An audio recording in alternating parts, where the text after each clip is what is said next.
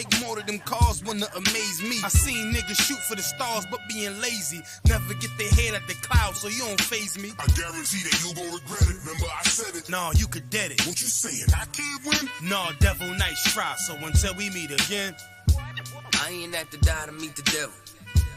Angels fell and landed in the ghetto. The earth was given to the hands of devils. Then we seen the rise of the devil. We fell for the lies of the devil. When we got high was the devil. I looked into the eyes of the devil. I ain't have to die to meet the devil. I ain't religious or superstitious, but we've been getting fucked and put to the side like a mistress. Police patrolling why? Because prison became a business. They murder one of ours and they start talking about forgiveness. We think that it's all like the Dolitarian armor. When we fight oppression, then our people die a martyr. You changed my life and I'm just trying to live life right. But at night I look behind me and see flashing lights, patting me down. You got nothing that's poking me right. I don't smoke or push pills, I gave up my vice. So Mr. Officer, why you wanna take my life? And Your Honor, why you gave our homeboy's life? I've been wondering why you shot our homeboy twice. Pussy with a gun screaming out that he got a knife. He came from Habibi's spot, it was chicken and rice. Shit's trife, I'm just giving visuals like Skype. Ash Trayvon, Mike Brown, Akai Gurley, Eric Garner, Sean Bell, Philando, Alton Sterling, Jaquan McDonald. The white man is so devilish. Ask Hammurabi, he'll tell you who the devil is. The white man is so devilish. Ask Hammurabi, he'll tell you who the devil is. I ain't have to die to meet the devil. Angels fell and landed in the ghetto. The earth was given to the hands of devils. Then we seen the rise of the devil. We fell for the lies of the devil. When we got high was the devil. I looked into the eyes of the devil. I ain't have to die to meet the devil. I ain't have to die to meet the devil. Angels fell and landed in the ghetto. The earth was given to the hands of devils. Then we seen the rise of the devil. I pray for the demise of the devil. Lord knows I despise every devil. I looked into the eyes of the devil and said, I pray you die, every devil.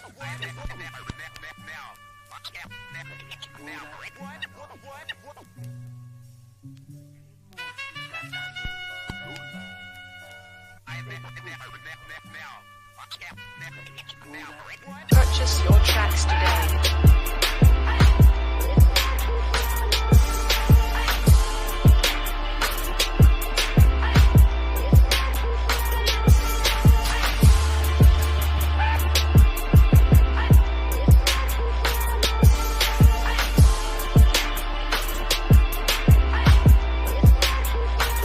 Know the people been waiting for a minute for something authentic. Came in the truth and bossed in it, made niggas regroup. Had to shed light on the false image, U.P.K. whole court. Now who the fuck won scrimmage? 2 words for soft niggas. What is it? Good riddance, don't affiliate with feminine symptoms. I know you feel me, nigga. This a death threat to hip-hop. You don't stop that weak shit, I'ma mix your lean with some Grimlock. When the last time you heard it this raw? What I wish for's when the earth inherited by the piss fall. We been to war, them the ones I'm taking risks for. Ain't got no picks or no cars to hold. Holy angels watch my steps, them Glock guard my soul. Can't let them leave my body cold. I know you feel me, nigga, let the wicked weep and the meek prevail. God never been 50-50, I shall now awake and sleep a cell. Let the righteous cry, silence the pretender. A rebel without a cause, as long as I remember.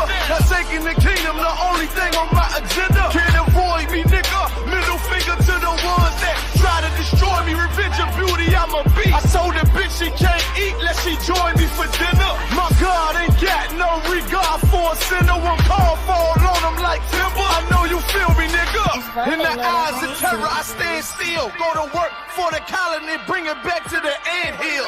Plus everything I drop heavy as an anvil. Show you how to stand like a man in this damn field. I know you feel me, nigga. Fuck equality, it gotta be one man win and the rest lose. Wave devastating, I'm calculating my next move.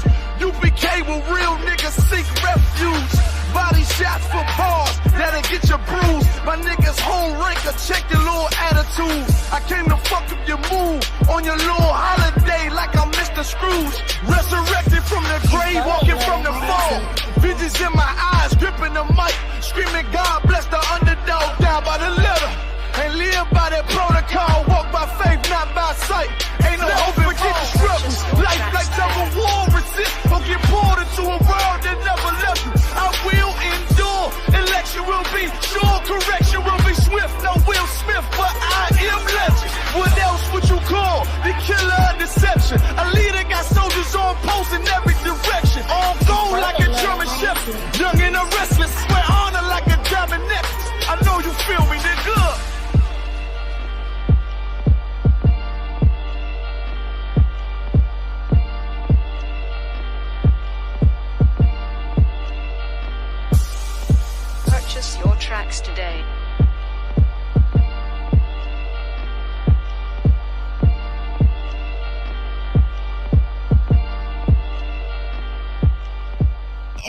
You know, then what is it?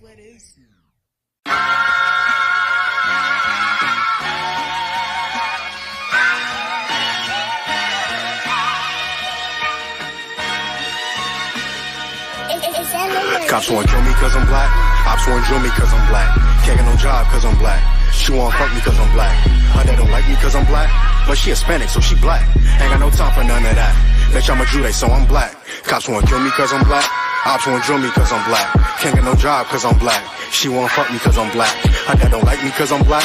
But she Hispanic so she black. Ain't got no time for none of that. Bitch, I'm a Jude, so I'm black. I can't fight the cops and the ops. Throwing blocks, heavy on the block. While a crack tucked in the sock. And still help the ones I love. He was on the block for the grub. If he from my side, then it's love. Wanted big knots, busting out the jeans. But we was hurting all the fiends. Without that crack, he look just like me. Dirty nigga from the concrete. But the white man dealt his hand. So we eating out the trash can. People ride by, don't extend a hand. Cause to them, this an average black man. So for him, that's why I gotta make it. I ain't talking rap. Before the slave ships, I'm one of a kind. Y'all can't take it. I could never leave my spot vacant. Cause I'm black, I see crowns and I take it cause I'm black. I never been in no spaceship, but I know a UFO when I see it. I know that it's gonna come when I need it. I put faith in God more than Bible reading. So I don't play that shit, address him when you see him. Cops wanna kill me cause I'm black. Ops wanna drill me cause I'm black. Can't get no job cause I'm black. She wanna fuck me cause I'm black. Her dad don't like me cause I'm black. But she Hispanic so she black. Ain't got no time for none of that. Bitch I'm a Jude so I'm black. Cops wanna kill me cause I'm black. Ops wanna drill me cause I'm black. Can't get no job cause I'm black. She wanna fuck me cause I'm black. Her dad don't like me cause I'm black. But she Hispanic so she black. Ain't got no time for none of that. Bitch I'm a Jude so I'm black. Learn to flip pennies cause I'm black. Know about semis cause I'm black. Yeah, in the hood we was strapped 10 toes down, we wear sacks. Substitute Israelite with black. And you gotta guess where I'm at. I be with the priest chilling hard, right on Malcolm X Boulevard. To you niggas, to me the stars. Everything about my life is hard, but I'll never fold, play my cards. You want beef, what's the cause? Watch your mouth, I hit hard. Back up for you need gauze. Everything you say mad pause. Every move I make is within them laws. And I've been the boss cause it's beneficial. Ask the enemy, I've been official. If not for weed, I've been the official. Homie, I understand why you smoke. Been depressed since slave boats, but the Bible is the cheat code. Far as blunts don't need those. Brotherhood is life's cheat code. Cops wanna kill me cause I'm black. Ops wanna drill me cause I'm black. Can't get no job cause I'm black. She wanna fuck me cause I'm black. Her dad don't like me cause I'm black. But she Hispanic so she black. Ain't got no time for none of that. Bitch I'm a Jude so I'm black. Cops wanna kill me cause I'm black. Ops wanna drill me cause I'm black. Can't get no job cause I'm black. She wanna fuck me cause I'm black. Her dad don't like me cause I'm black. But she Hispanic so she black. Ain't got no time for none of that. Bitch I'm a Jude so I'm black. I don't gotta buy J's cause I'm black. I don't play 2K just cause I'm black. Fought my whole life cause I'm black. But I left his eye blowing black. Ain't got a trap cause I'm black. Ain't got not one face tat. But I'm still getting profile, cause I fit these crackers profile. Scruffy beard with a dark skin, baggy sweats with the butter Timbs. So they know they can't butter him, so they rather jail cell muzzle him. If you touching him, and you come for him, cause I'm a law keeper, a peace bringer, no tranquility, a peace bringer. Deuce in the street sweeper, cover split, I be spicing shit. But gunned I would die in the icy wrist, that showed that my checks ain't for blocking shit. Touch me, I'm all on you blocking shit, cause I'm black, you think I gotta cock the fifth? Well that's a stereotype, that's accurate, cause crackers laying niggas in these cold streets and then telling my brother he got a beef with me. Cops wanna kill me cause I'm black, ops wanna drill me cause I'm black. Can't get no job cause I'm black. She wanna fuck me cause I'm black. Her dad don't like me cause I'm black. But she Hispanic so she black. Ain't got no time for none of that. Bitch I'm a Jude so I'm black. Cops wanna kill me cause I'm black. Ops wanna drill me cause I'm black. Can't get no job cause I'm black. She wanna fuck me cause I'm black. Her dad don't like me cause I'm black. But she Hispanic so she black. Ain't got no time for none of that. Bitch I'm a Jude so I'm black. So I'm black.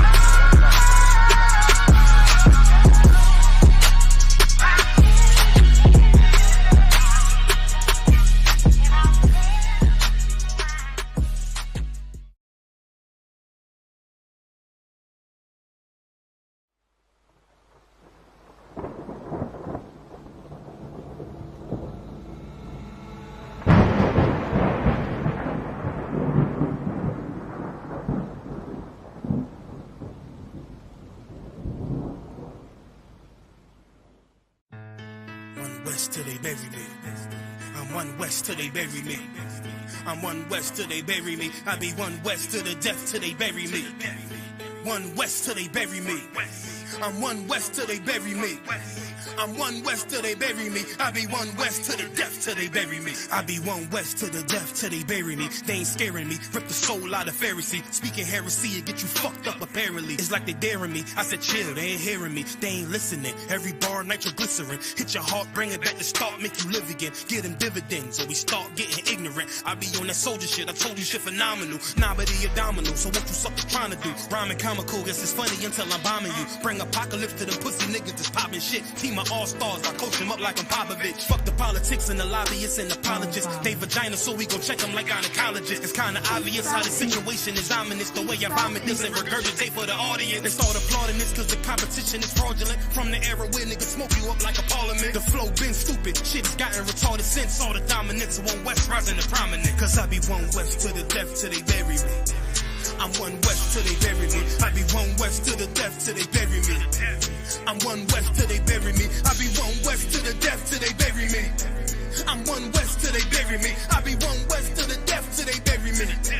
I'm one west till they bury me. They want a nigga quiet. You got a niggas wildin', they want every dollar. They riding by black Impalas, let the semi holler. A showstopper, been the stopper since the teeny bopper. But now Alright, clap it up. Alright, Shalom Israel, y'all about me outside, my thumb to all the brothers, y'all small thought about me outside, all the sisters. It's the I.S.U.P.K, the Israelite School of Universal Practical Knowledge, established in 1969, 1 West, 125th Street, Harlem, New York. We are led by Commander Gen.YAHANNA. Make sure that you pay your tithes first and foremost, but also like and share the content that you see.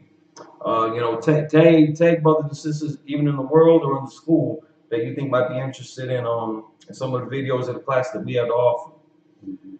Spread this truth out.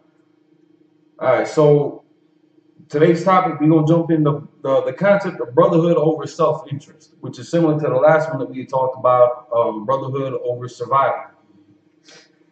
They go hand in hand, but they also share different characteristics. Some of them are just looking to live. Some of them are looking to exalt themselves. So, as always, what I like to start off with is Zephaniah 2:1. I got that for you. Baba Kushah 1. God. Zephaniah chapter 2, verse 1. Gather yourselves together. Yea, gather together. O nation I desire. Everybody wants to talk about, why can't we all just get along? Why can't we all just come together? We ask that same question too. And if you were to really look back in our history in the Bible and even our history in America, we've got a dissension amongst us. There is a great division amongst our people that needs to be healed. That's one of the first steps that we got to take to, just to bring the information that everybody, every so-called scholar, leader, teacher thinks that they got. And that can even count for us. We say that we are the home of the truth. Right. Undoubtedly. Right. Everybody else says, nobody has the whole truth. You got to go here, you got to go there. So, no sweat. But let's at least gather together and have these discussions. Hash out these issues. Right. That's more important right now more than ever. I mean, it was important yesterday. It was important 1,000 years ago. It was important 2,000 years ago, and beyond that, when these scriptures were written, because we were suffering some of the same issues back then as we are now. Right. And this is at least how we bring it to the forefront and how we address it. Mm-hmm. Also, let's jump into considering this is the 5th day of Hanukkah. Let's also continue with the stories of what these brothers did to, like this was brotherhood. This was brotherhood. But what these men, what these women did was not in their self-interest. I think it's the 7th day, because tomorrow's the 8th day. I'm not the last day. So today's the 6th? I believe it's the 7th. Salaki. Yeah, it should be the 7th. All right, so today will be the 7th day of Hanukkah. Salaki. Oh, kind because we didn't have class yesterday. Salaki. All right, so today's my fault. 7th day of Hanukkah. Mm-hmm. But still in remembrance of what these brothers and sisters done. That again was not in their self-interest. Right. It was in their self-interest to eat pork. All right, so let's just get into the story. 1 Maccabees chapter 2 verse 20. Let's start it off right there. with the brother Matthias. You said First Maccabees chapter 2. Count, starting at 20. All right. You know, this was in their self-interest. Just like, and again, we're gonna see the carbon copy of society back then, right, and what they got us doing now. Right. Just they've had us destroyed for so long, they ain't gotta beat us down no more to eat pork. We got, I mean, in all your Black and Hispanic churches, you got pork all throughout them joints. In a lot of your stores, where we got our traditional food in, you got pork all throughout them joints. Right. They ain't gotta make us do it no more. We already doing it. Right. We waking up to, you know, bacon breakfast, holiday hams, every year, multiple times a year, because we got so many different pagan holidays and it's like and heathen traditions that we're trying to honor, because it's also in our self-interest to play nice. Just a disclaimer for anybody that's wondering: if you love this world, if you're happy and you're comfortable with the life that you live in, with your Christmases and Thanksgivings, you're about to celebrate New Year's and all that, no sweat. The Lord be with you. The I.S.U.P.K would not be in your self-interest. Right. This would not be the environment for you. Right. It's in our self-interest to keep the law, statutes, commandments, and to rock with our brothers and to rock with our forefathers and the traditions. It's like in the traditions and the customs of our ancestors. That's in our self-interest because we got the Most High dealing with us. But if you're happy with this world, like where is it? Like it says in 1 John 2:15. You know, if you love the world, the love of the Father is not in you.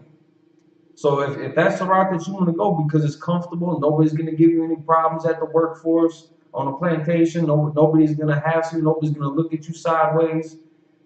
You're comfortable with that? You're cool with that? No sweat. Do that. This probably is not in your self-interest. Put the Bible down, jump on YouTube, Hakuna Matata. I don't know what to tell you. It's like, one, you got that? Yeah, kind of. First Maccabees chapter 2, verse 20. Yet will I and my sons and my brethren walk in the covenant of our fathers. Now, on a side note, if we could also pull up Joshua chapter 24. Because this is nothing new. This sentiment is nothing new. This is something that they grew up on. Joshua's testimony came well before the Apocrypha, or what they call the so-called Apocrypha. Well before these atrocities were committed in the book of the Maccabees. You know, Matthias was a staunch, hardcore brother. He did not have his self-interest in mind because, and we're going to read about it again. It's like if you could start again with 1 Maccabees 2:20 and then jump right over to Joshua. Joshua 24, right? Kind of. 1 Maccabees chapter 2, verse 20. Yet will I and my sons and my brethren walk in the covenant of our fathers. He's bringing this down to his sons. He's rocking with this with his brothers, according to their fathers. And then Joshua 24:14. God, I got you. Joshua chapter 24, verse 14. Now therefore, fear the Lord and serve him in sincerity and in truth. And in this day and age, serving the Lord is not going to be in your self-interest. Right. If you want to serve yourself, abandon the Most High. If you love this world, let me make that distinction clear. If you got genuine and sincerity, just like the scriptures have said, if you got sincere self-interest for your loved ones, for your sons, for your brothers, for the Most High, you're going to keep the law, statutes, commandments. Right. But if you love the world, and that's the context that I'm coming from with brotherhood versus self-interest. Self-interest of your gains and your riches out here in your carnality and your lust. That's completely different than what the Bible prescribes to not only heal the nation that's broken, that nation that's not desired, that we read back in Zephaniah, but to cure the times that we're facing right now. Ain't none of this going to be pretty. So if you're looking for, soft and smooth, this ain't for you. Right. As for the Maccabees, as for Mattathias, as for Joshua, again, Slaki, read it from the top of Joshua. Like we don't read what his position was. If he wanted it all nice and comfy and smoothed over, or if he was going to take the hard road. Go ahead, sir. Now therefore, fear the Lord and serve him in sincerity. Fear the Lord and serve him in sincerity. Go ahead, sir. And in truth. And put away the gods which your fathers served on the other side. Got them celebrate everything like 4th of July, Memorial Day, President's Day. You almost got, actually in America, and I think in many countries all over the world, you got a holiday for every day of the year. There are calendars out there. Flowers. You got a holiday for flowers. You got a holiday for fruits and vegetables. You got a holiday for this, that, and the third. That's no different than the Egyptian culture and the Arabic culture before Islam came about, before they were monotheistic. Slaki, Baba Kushak, continue, sir. All right, change to first Maccabees or finish? Finish Joshua. Come. And in Egypt, and serve ye the Lord. Verse 15. And if it seem evil unto you to serve the Lord, choose you this day whom you will serve. And that's pretty much what we're getting at. If it's too hard to give up pork, if it's too hard to not celebrate pagan customs, if it's too hard to not tell your sons and your daughters to stop being homosexuals, to not give into that transgenderism and trying to pick the perfect noun or pronoun that best describes you on any given day that you feel that you operate as such. They coming out the woodworks and out the blue with some crazy gender identities. So if it seems evil to you to not serve the Most High, upcoming Christmas, go cut down that tree. And while you're at it, please show me Christmas in the Bible. I've asked this of many people, and they can never show Christmas in the Bible. But Barakatah Yahweh Yahweh Shai, Command General Yahanna, we can show you the custom that they're talking about in the Bible that we are not to honor. That brings shame to our house. When we were in subjugation, we can show you the tradition of Christmas that they're talking about. Not the Christmas that you're comfortable with, that you know about today, but the actual identity of Christmas in history. Right. We can show that. Not one Christian pastor can show you Christmas in the Bible. If they can, I'll shut up. If they can, I'll stop. Right. I'll give it up to them. But they can't, so we're not going to stop. Slack out one, if you can finish that. Come. Verse 15. And if it seem evil unto you to serve the Lord, choose you this day whom ye will serve. Make your choice. Whether the gods which your fathers served that were on the other side of the flood, or the gods of the Amorites in whose land ye dwell. But as for me and my house, we will serve the Lord. Damn right. As for me and my house. Right. That's what we got living in the UPK. It's not in our self-interest. Because we don't find it evil to serve the Most High. That brought us out of Egypt. That's going to bring us out of America. Right. But according to this world, this comfort level that they got out here in America, in Europe, in Asia, in Africa, in Australia, North, Central, South America, I mean, this is the social norm. Everybody's going to have a Christmas tree. You're going to be in the desert on the opposite side of the world, on the other side of the hemisphere, with a Christmas tree. While everybody else is doing this during winter.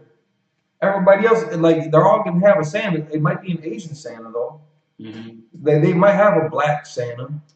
It might be a white Santa. You might see a Mexican Santa. It's all talking about the same thing. Right. But as for us in our house, and if we go back out of 1 to 1 Maccabees 2 and 20. But as for us in our house, again, he's training up his sons. He's rocking with his brothers in this sentiment, in the spirit of keeping the law, statutes, commandments, and the traditions of our people, not giving in to his, what could be perceived as his self-interest. Because again, conforming to society would make things easier on them. Right. We went through that coming out of Egypt. We went through that coming out of pretty much all the captivities, where brothers and sisters had bemoaned and started crying out like, we were better off over there. Why not eat this pork if that means saving our lives? Why not celebrate these customs if that means that we can fit in, so that we're not going to get persecuted? As for me and my house, and Salakia, 2 Maccabees, sir, or 1 Maccabees chapter 2. Yeah, come. 1 Maccabees chapter 2, verse 20. Yet will I and my sons and my brethren walk in the covenant of our fathers. Him, his sons, his brethren, in the covenant of their fathers. That mirrors the sentiment in the spirit that Joshua was talking about. As for me and my house, right? And that was, centuries apart from one another. Oh, absolutely. Yeah, those time frames. They were centuries in between. Right. But they kept that spirit. Mm-hmm. Now, there's a couple other things that happened during this time too with Matthias. If you could continue Bible Kashaf from verse 20 or 21. Come, verse 21.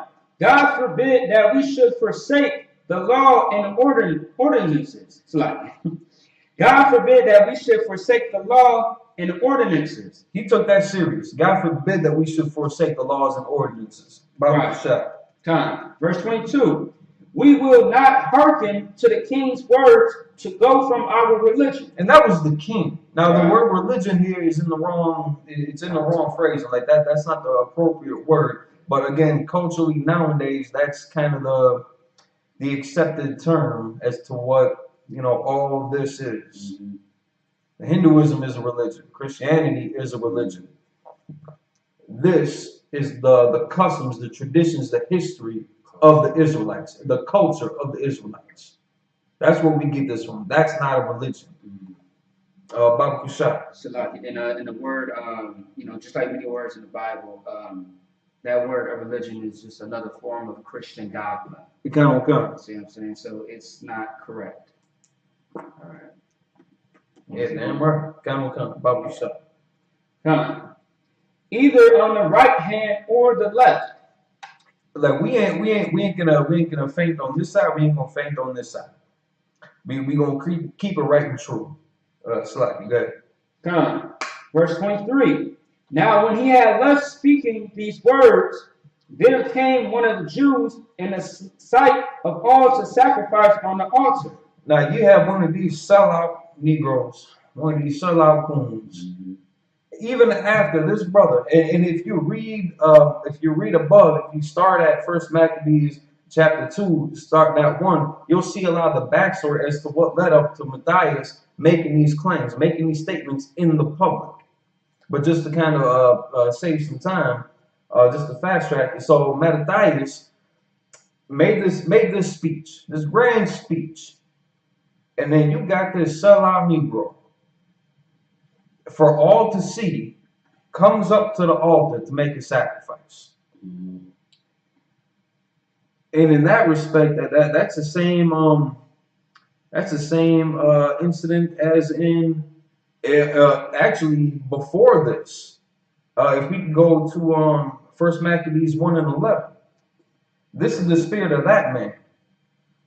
So we just heard Matthias echoing the same spirit as Joshua. As for me and my house, me, my sons, my brethren are going to follow the covenant of our Father.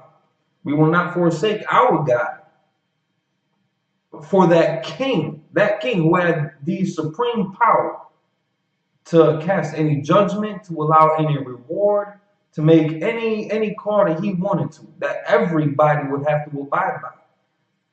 In the face of that king, in the public, he defied them orders. He would not follow through with what the king decreed to do. But you had this one sellout Negro that had no problem with it. Mm-hmm. He wanted to be on the king's good side. He wanted to be Trump's lapdog. He wanted to be Biden's teacher's pet. And don't mistake what's that dog name? Kamala Harris. Yeah. Kamala Harris. Kamala Harris. Kamala Harris. Yeah. I don't even care about it. I'm not even apologize. I know what you're talking about. That is not a sister. Right. That is not a sister. Don't let her pigmentation fool you, thinking, hey, we made it. Just like Obama, he didn't do nothing for the blacks and Hispanic Native Indian communities. But everybody perceived him as a brother because he had melanin. Because he didn't look like the traditional presidents that came before him. Right. He wasn't African. He was a Hamite, to be more specific. Because there are Israelites that live in Africa.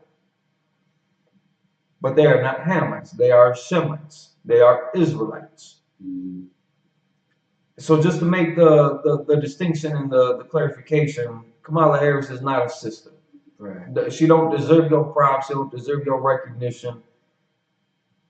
Stick to your people. Stick to your people. Unless you are Nigerian, or I forget what her father is. I think he's Elamite.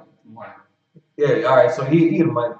So if you Elamite also, go ahead, back her up. Just like you're gonna do Biden, just like you did Trump, just like you did Bush, just like you did the Kennedys, just like you did Clinton, and so on and so forth. That's like that one. You got that then? So now this is the same spirit as that coon, that sellout in 1 Maccabees 2:20. I think we left off at 24. And we're gonna see how a lot of this got started up. That spirit got started up not too long at all before this specific incident in 1 Maccabees 1:11. Baba Bishata. Come. 1 Maccabees chapter 1 verse 11. In those days went there out of Israel wicked men. Now these were Israelites. These were Israelites. These were leaders in the community who were supposed to show strength, the strength of Israel. Martin Luther King should have been one of the leaders. Well, I should say he was one of these leaders, but he wasn't showing the strength of Israel, his people. The same thing for your Al Sharptons, your Jesse Jacksons. Who was it? Al Sharpton and Jesse Jackson, who was running for president. Prior to, he was against abortion, but when he was running for president, Planned Parenthood was going to back him, and then he was for abortion. Yeah, absolutely. Like around the middle 60s when they started to get funded by government. They had billboards talking against abortions, calling it genocide, and that it was wrong. And then once they started to get that money, they started to sell out. Once it started, there's a video on that surfacing on YouTube. You know what I'm saying? Which I brought out about maybe 2 years ago. So come on. And it's that spirit that they did during a very crucial time in our existence here in America during that civil rights movement, which was really just a cover for the feminist movement. But when our leaders were supposed to hold a moral ground, and a lot of, again, they were all like preachers and reverends and pastors, holding up that good book, trying to spread that good news, not living one iota by the Bible, completely selling us out. So you had that brother doing the same thing in the sight of the people, ready to follow that king's decree and sacrifice that animal on the altar. And now, right before this, still in the same era, you got wicked men in them days that came out of Israel. So like Baba Bishai. In those days went there out of Israel wicked men, who persuaded many, saying, let us go and make a covenant with the heathen that are round about us. For since we departed from them, we have had much sorrow. Singing the same old tune. Singing the same old tune. Again, that's in their self-interest. That's not just survival anymore. I mean, it's still in the spirit of survival, but that's in their self-interest. Because if they can please the king, they can get exalted. Where is it? So like in 2 Maccabees chapter 7, starting at verse 24. 7:24. Come. 7:24. Okay, I got you. 2 Maccabees chapter 7, verse 24. Now Antiochus, thinking himself despised and suspecting it to be a reproachful speech, whilst the youngest was yet alive, did not only exhort himself to him by words, but also assured him with oaths. So now this was the king And again, if you start back in the beginning of chapter 7, Second Maccabees chapter 7, you start at the top, you're going to see how we started coming into this tradition with Hanukkah, with them 7 brothers and they glorious mother. This is the last son. This was the youngest boy who just got done seeing all 6 of his brothers tortured, mutilated, and murdered because they would not eat pork. Right. It was definitely, it was a lot bigger of an issue than just eating bacon, just eating a pork chop, but like the spiritual resilience and it's like the spiritual aspect behind it. It was bigger than just that pig, but that was the mechanism that they used. Because again, it was prolific in our culture not to eat unclean animals. Right. And that was one of the larger, more favored delicacies in the times that other nations enjoyed, knowing that we didn't have that in our customs. So this king would come in and try to shove that down our throats. So you had 7 brothers, and you had their mother who stood firmly against that order and gave up their lives. And also in the spirit of brotherhood, they, every brother that came down that death row showed his brothers how to walk in the truth. And every brother that followed him showed brotherhood to their previous brother. Right. By towing that line. Right. It would have been in their self-interest to eat that pig. And we're going to read about what Antiochus, who got salty at himself because his tactics didn't work on a child, after that child got done seeing his 6 older brothers, again, get tortured, mutilated, and murdered right in front of him. Right. This grown-ass king got salty because his tactics didn't work on a child. After all of that graphic brutality that was exhibited to him. That young soldier stood strong. Slack at one if you could continue, sir. Let's see here.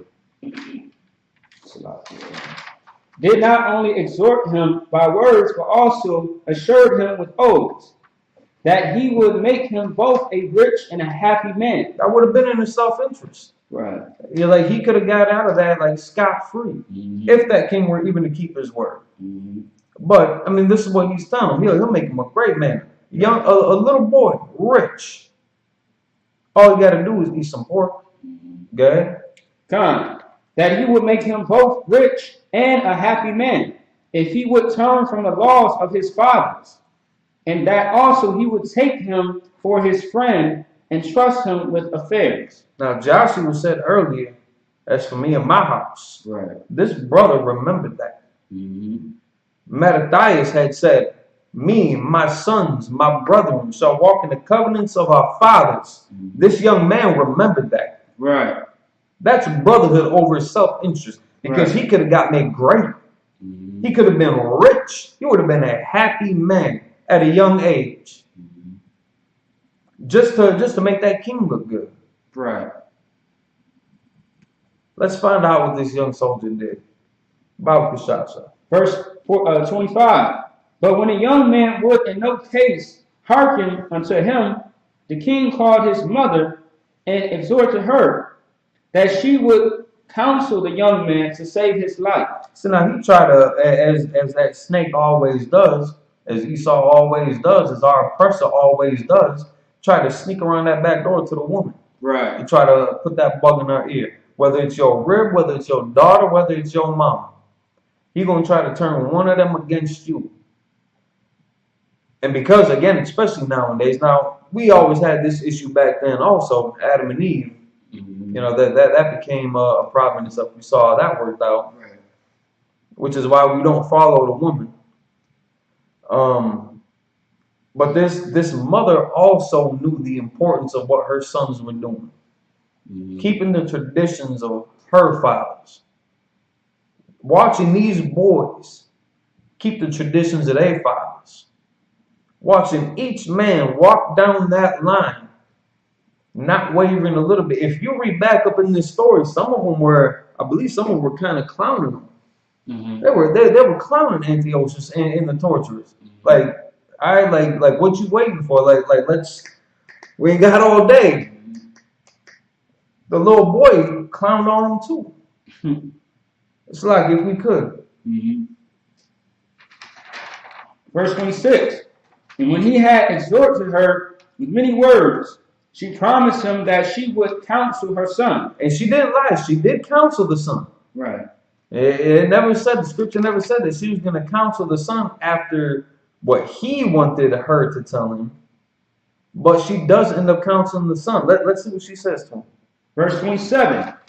But she bound herself towards him, laughing the cruel tyrant to scorn, spake in her country language in this manner: O my son, have pity upon me that bare thee 9 months in my womb, and gave thee such 3 years, and nourished thee, and brought thee up unto this age. So that was like a 4-year-old boy, 3-4-year-old boy.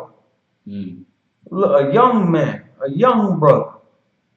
And his mama, like, you know, kind of apologizing to him, laughing at old dude, laughing at him, apologizing to his son. Like, you know, like, I'm sorry it came to all this. You know, I held you in my womb, nursed you for them 3 years, brought you up, and now we here. But they did this together as a family. Right. That's definitely 2 and 1 for you. They gathered together. Go ahead, sir. Come.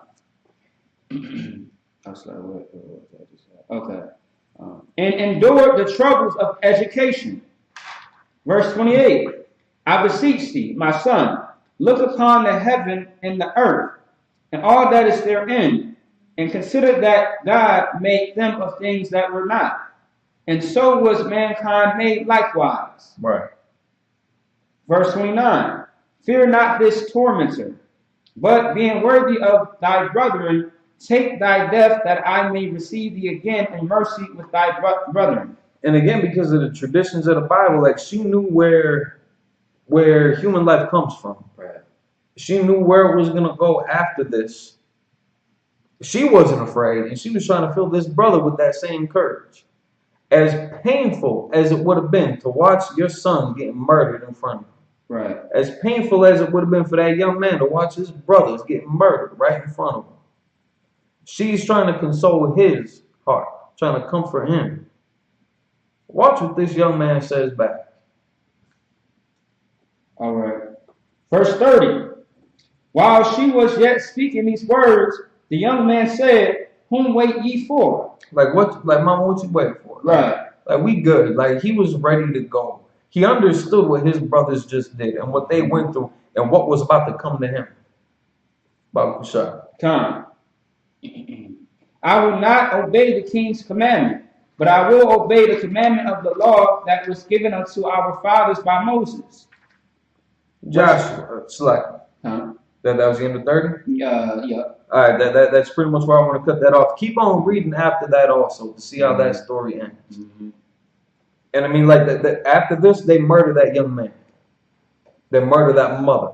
Not one time did any one of them, any of that 8, give up any ground to Antiochus, or to these Edomites, to these oppressors. Not even a little bit.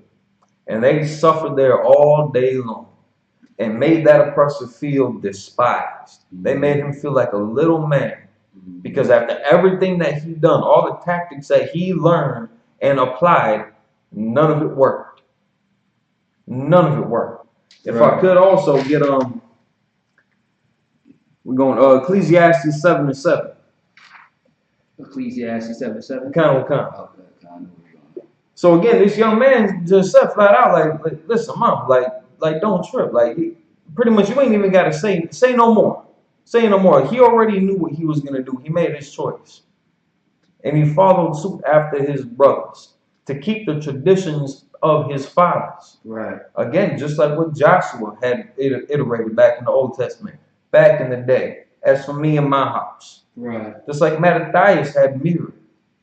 Myself, my son, my brethren will keep after the covenant of our fathers. Right, absolutely. This young man did the same thing. Just like all 6 of his brothers did before him. Just like his mother did after him. it was in their self-interest, because after the king tried to bribe that young man, you know, telling him he'll make him he'll make him rich, he'll make him happy. Then he tried to puff up the mother. Mm-hmm. After all that, none of it worked, which would have been in their self-interest just to eat that pork. Just like that one brother in First Maccabees 2 and a little bit after verse 20, who again in the sight of the public went up and sacrificed on that altar under the king's orders. Sure. That was in his self-interest. Right. Mattathias and the brothers, they took a stance against that because that's not in the custom of our fathers. That wasn't the covenant given to our fathers. That's not the deal that we made with the Most High. Right. They kept their word. These young men kept their word. This is where we get the custom of Hanukkah from. That's why we burning our candles. That's why we feasting for our days. That's why we keep these customs and traditions. We ain't celebrate Thanksgiving. We ain't going to celebrate Christmas. Ain't going to be no New Year's in our house. Mm-hmm. Ecclesiastes 7:7, sir. Mm-hmm. All right. Ecclesiastes chapter 7, verse 7. Surely oppression maketh a wise man mad. If you don't know what time we living in, you gotta be blind. Right. Put that blunt down. Put that bottle down too. Some of y'all need to stop drinking. Oppression maketh the wise man mad. Right. If the world that we living in, if this does not make you angry, you ain't got that spirit of brotherhood in your heart. You got that self-interest in you. You got that spirit of just strictly survival, YOLO. You know, just doing everything for yourself. Mm-hmm. Or just, you know, you, your sons, your daughters, which is understandable. Again, in these times, with the conditions that we're living in, everybody just wants to protect their loved ones. I understand that. That mother wanted to protect her young ones too. All those brothers wanted to protect each other too. But they gave up something more than just their self-interest.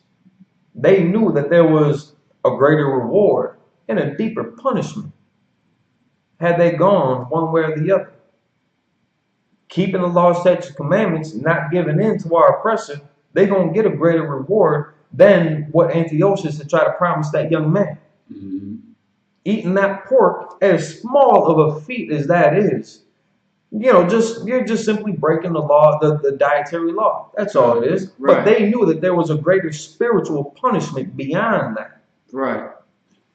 And we're going to talk about some of this. Surely oppression maketh the wise man mad. And if you're mad, Most High in Christ, at least you got that coming into you. You're starting to wise up to it. And maybe this is just me, but if you're not the I.S.U.P.K and the Commander General Yahanna, you're not mad enough. This is where you put in work. This is where we get the job done. This is where we hold that ground. But select one if you could. John, I got you. All right. Surely oppression maketh the wise man mad, and a gift destroyeth the heart. Antiochus tried to offer that young man a gift. Right. He tried to offer, and this is Ecclesiastes. This is written in what's called the New Testament. Mm-hmm. So this is centuries after what happened with the Maccabees. Mm-hmm. Millennia or two after when Joshua had wrote down his statements.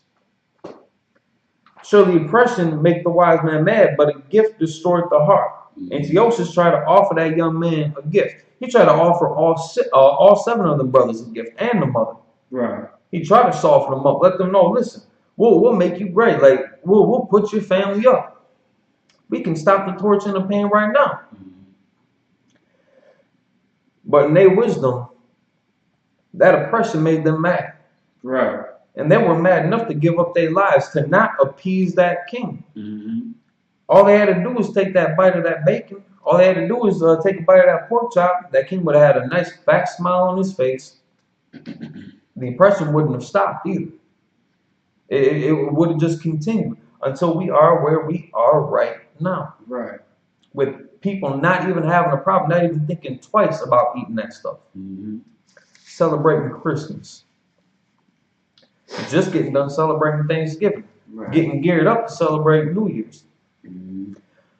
America is going to make billions of dollars with these next two holidays coming up.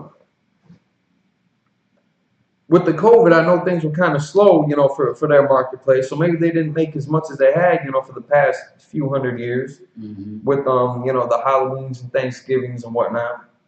Well, I know Walmart wasn't around 300 years ago, but you know what I'm talking about. The country, the government more specifically, has gained, and the government and their proprietors had gained more off of these holidays than we could ever imagine. And the families that run these industries, I mean, year after year after year, to our demise, they live in prosperous. They don't have the same covenant with the Most High that we do. Right. So they have no problem following suit after their forefathers. We've got a history. We've got a tradition that supersedes man's, that supersedes pagan customs and the traditions that we see nowadays. And speaking of that, let's get where is it? Let's get Jeremiah chapter 10. Because this is something else that they're about to have you celebrate. Jeremiah chapter 10, verses 3 and 4. About Peshat. This is something else that Antiochus and them were gunning for you to celebrate, to honor. Now, this happens to be the history of Nimrod. And again, no Christian pastor can show you the tradition of Christmas in the Bible as they try to express it today. But we can show you the customs that were followed back then and how that is pronounced today. This is what Antiochus was gunning for. This is what Caesar and all those bastards were gunning for us to keep their to keep their customs, to keep their traditions, to follow after their orders. And they get rich off of us. And every year we got to figure out, some brothers got to figure out how he's going to pay for all them gifts, how he's going to pay for that food, having to go, knowing that he doesn't want to celebrate Christmas, and a lot of times brothers are doing this for the woman and for the kids, quote unquote. They're doing it for the kids. They're doing it for their wives, right, or their girlfriend, or their side piece, or whatever ignorant route that they're trying to follow. Knowing that they don't care about this at all, but they're going to do it for somebody else who's essentially kind of doing it for somebody else. Because that wife and them kids are only doing it for grandma. Right. Because that's what grandma taught them. Because that means something to her. Because that's something that her parents taught. And that's something that, out of slavery, we were given a little glimpse of light. Something that seemed good. And the whole time, we're honoring somebody else's traditions. And we are completely disavowing our own. So we're going to show you, I'm going to give you just a little sample of the custom of Christmas and how that's being physically portrayed today. And this happened a millennia or two ago. So in Jeremiah chapter 10, starting at verse 3. Jeremiah chapter 10. Verse 3, for the customs of the people are vain. Vain means empty. Right. Good. For one cutteth a tree out of the forest. Where do you get that tree from? Nowadays, you can go to damn near any parking lot that has, a handful of ugly trees in them too. They got some dinky, rotten, dead-looking trees. People are still paying top dollar for them just because they need some symbolism of the customs of these vain people. Good. The work of the hands of the workman with the axe. Now, back in the day, you would go out there and cut down the tree with the axe. In future times, you may have used a saw. And more recent times, you're going to use a chainsaw. It's the same mechanism. You're going out there with the work, with your hands, putting in that work, cutting down the tree. You're not doing this like historically. You're not doing this Like, all right, how would I say this? Modern days, they'll let you use any tree. If you're in Hawaii, you don't have pine trees down there, you can use your palm tree and serve the same principle to it. But all across the world, the custom that we have, and again, you can read about this earlier in Jeremiah about Nimrod, about the evergreens, about his mother, about the ornaments that they would put up on those trees, and how that becomes the tradition, the physical tradition of Christmas that we celebrate today, masked behind Christianity. How would I say? Behind the guise of what they portray as the Bible. Like, it's all a smoke. It's a smoke screen behind a smoke screen behind a smoke screen behind a smoke screen. Ain't none of it relevant to our customs and traditions. It only has something to do with somebody else's history. Right. And we all know that this is pagan, even philosophically, even outside of being an Israelite. If you ask anybody, we know that these are fake and vain customs. But we are prepared to spend billions of dollars every year to keep somebody happy. Our families aren't much happier the next day, even after they get them gifts. Because somebody got a pair of Jordans while somebody just got a regular pair of Nikes. Somebody got, is going to get a PS5.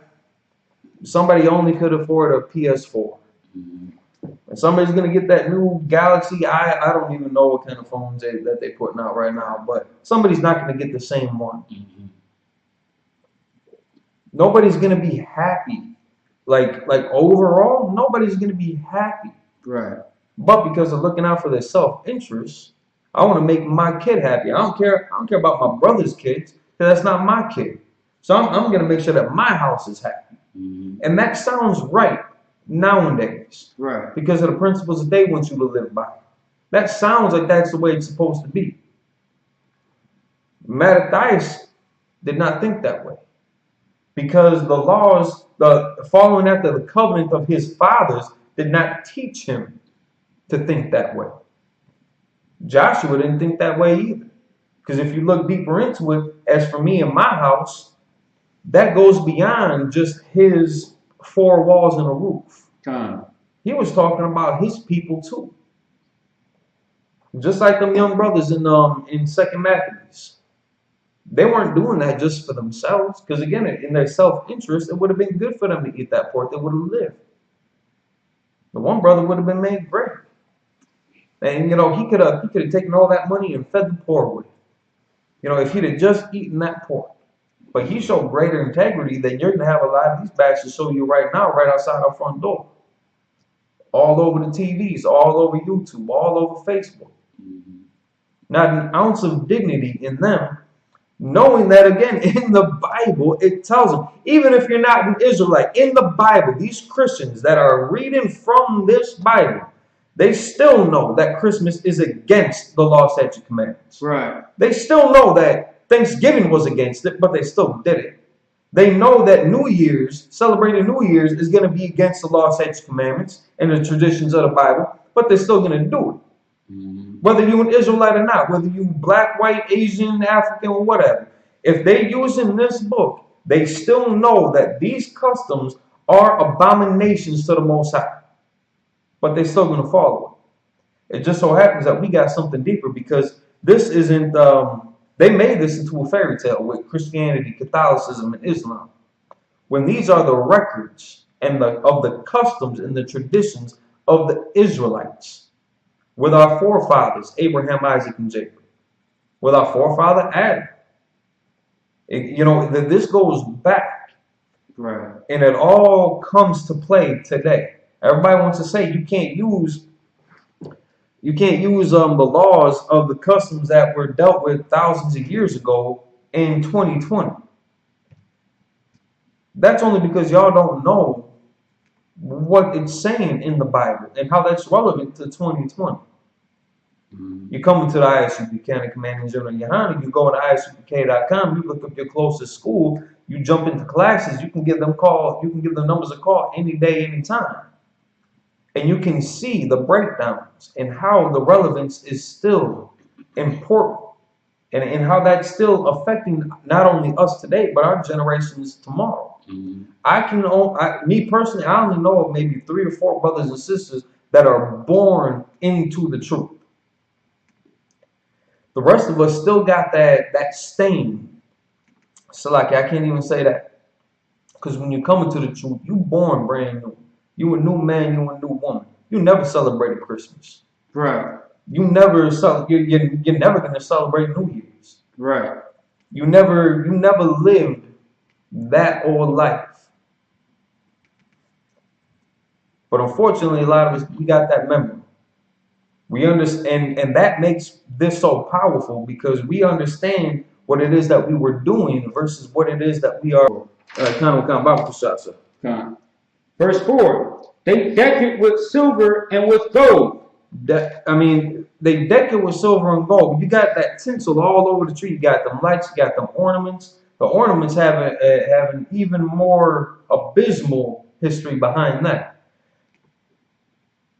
But can you name any other cultures, customs, and traditions of cutting down a tree,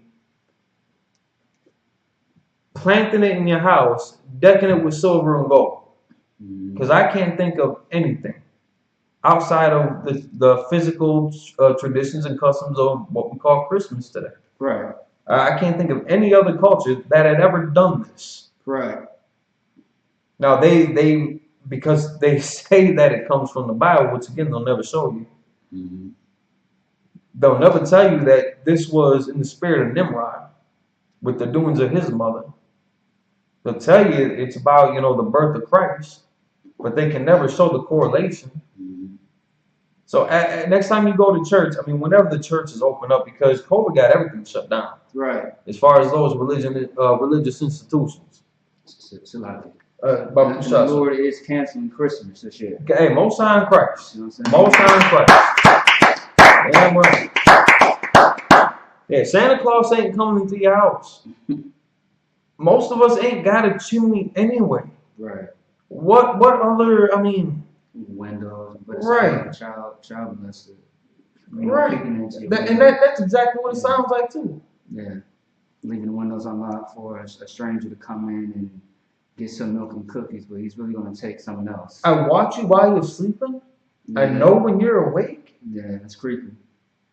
Like, if you listen to the lyrics of them songs, that's why I would keep a shotgun next to your bed. Right. If that was a literal thing, if that was a true story, that he's come sneaking in your house to give some gifts. First he's gonna raid your fridge, but he's gonna leave you some presents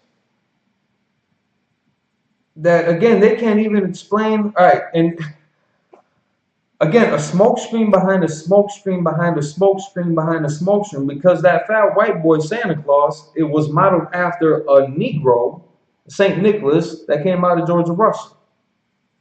You look into the history, you'll be able to verify that. So mothers. Now Nimrod, of course, his mother was his wife as well. There you go. That sounds about right. Right, and also too, there's a book called The Two Babylons. That right. And The Two Babylons will give you more in-depth history as far as Nimrod and what he had going on, and why he was so important in Babylonian captivity. Because once again, you gotta understand, Jeremiah is speaking on the account of when he was in captivity underneath the Babylonians. Otherwise, I want to say Babylon to Timbuktu has information about Nimrod as well. So those are 2 books that you can study up on to get some more in-depth information based on the custom or the startup of Christmas, because there's different stories of how Christmas started up. And Christ was one of those stories that came later on in the picture. Actually, not even, I want to say close to maybe 1,000 years after. Yeah, so there was no such thing as Christ's birthday being December 25th, but Christ was born in the springtime. Right. Think of you know, we can't get a set month, but think of like the month of March or April, around that time. See what I'm saying? You can find that in Luke, the 2nd chapter as well. So, which isn't even a big deal to know when he was born. Right. Like that's not something that we do. Right. That's not a big factor for us. It's not. I mean, listen, I love my daughter. I love all my brothers. I love all my sisters. Damn right. And I love the fact that they are on this earth. I'm not going to celebrate the day that they were born. Right. But I'm going to honor them and show my love to them every day that I get to see them. Or even if I don't get to see them. Some of these brothers and sisters I only met over Facebook. Because the school is so big now. Right. And we got brothers and sisters in schools all over the earth. I don't care. I don't care when I was born. It's right. It's not that big of a deal. So like I'll say one thing. One day I do acknowledge is the day that I got my Hebrew name. And that's the different. day that I knew that I was an official member in the Israelite school, University of Practical Knowledge. Damn right. And I know that day. I remember that day like it was yesterday. Damn right. I know the date and the time when I got my name and everything. See what I'm saying? When I became a trooper in the school. That day is far more glorious because that means that I'm being recognized for serving the Lord. You see what I'm saying? And that I have work to do. See what I'm saying? That would be July 15, 2014. There you go. Hey. Around like 10. July 15, 2014. Hey, that's correct. That's the day I recognize, you know, a birthday. I mean, I don't give a damn about that. See what I'm saying? I'll celebrate all the accomplishments that brother got raised up. That's something to celebrate. Yeah, that is. But we ain't gonna, you know, cut up, you know, some cake and eat ice cream. But we're just gonna, you know, acknowledge that was a day that the Lord saved us. Right. See what I'm saying? Out of the world, and that we have work to do. So, yeah. People get born every day of every second. Every second, yeah, that's right. So I mean, people die and are born every second. Your individual birthday isn't even that unique. It's not. Coming into the truth, that's something different. That's one in a million type shit. Right. So like for the language, but that's a lot more rare than you being born a Sagittarius, ascending Scorpio, right? Like all that nonsense. All that nonsense. All that nonsense. It don't mean a goddamn thing. That's Esau's business. It has nothing to do with us whatsoever. And it talks about that in the Bible too, because they were doing that same nonsense way back then. Right. Who cares about a blood moon? The moon's red. Right. Because of an eclipse. It looks cool. Yeah. I'm saying it looks really cool. Yeah, it's different, but just making a religion about it, it's nothing. Ain't nothing magical about it. It's not that deep. I knew this one family during I can't remember if they were doing this during a blood moon or just a full moon in general or some specific time of the year, but a bunch of these broads got together, Edomites, a bunch of these broads got together, got drunk, and howled at the moon. Good night. Just because like that was some ancient tradition that some devil had done hundreds and hundreds of years ago, and it became cool for him. Yes, so like I was gonna say, I'm not really too surprised because I mean they are dogs, right? So they are animals. Right. So I mean it is in their nature. So let them do that. Yeah. Let them do that. If you so-called Black, Hispanic, and Native Indian on your father's side, if you're an Israelite by blood, keep this. Don't follow your astrology on Facebook or on YouTube or on whatever website that you subscribe to. Yeah. Get your mind out of that gutter and get your head in the game. Because we in the middle of it. And it's not slowing down. Hey, Most High in Christ, it's accelerating. It's just getting faster and faster. The plagues are piling on and piling on and piling on. And our oppressors are suffering. Right. They are so hell-bent on rulership and running this earth, thinking that they've got a dog in this fight, knowing that it's vanity. They know that what they're doing is vanity. Right. But it makes them look good. And they come out with all these movies and conspiracy theories that intrigue people and get the dummies to follow the other dummies that are leading them. And it becomes a culture within itself. Right. if you keep to this word, now you can do historical research all you want. There's really nothing wrong with that. But to come to the primary source for our history, for our customs and traditions, all we really need is the Bible, and that'll verify our walk of life. And unless you got no life experience on how to relate this to it, I mean, at least get in the class and learn from the brothers who can appropriate that to you. Right. You know, there's some brothers and sisters out there who were born into good, comfortable families, who didn't have to suffer some of the plagues that a lot of us have had to deal with. Right. Most High in Christ, I ain't got no problem with you. I pray all your days are just as comfortable. Just understand, you got people, your own blood out there that's not living the same way that you are, that didn't get born into that house. Some of them were literally born on the street. Right. Some of them were survivors of being aborted. And that's the reality that we got to face. And that's why Zephaniah 2:1 is that much more important too. That nation that's not desired, to gather together. Quoting Matthias, you know, him, his sons, his brothers, after the covenant of their fathers. Quoting Joshua, as far as me and my house. This is how we keep our culture alive. God.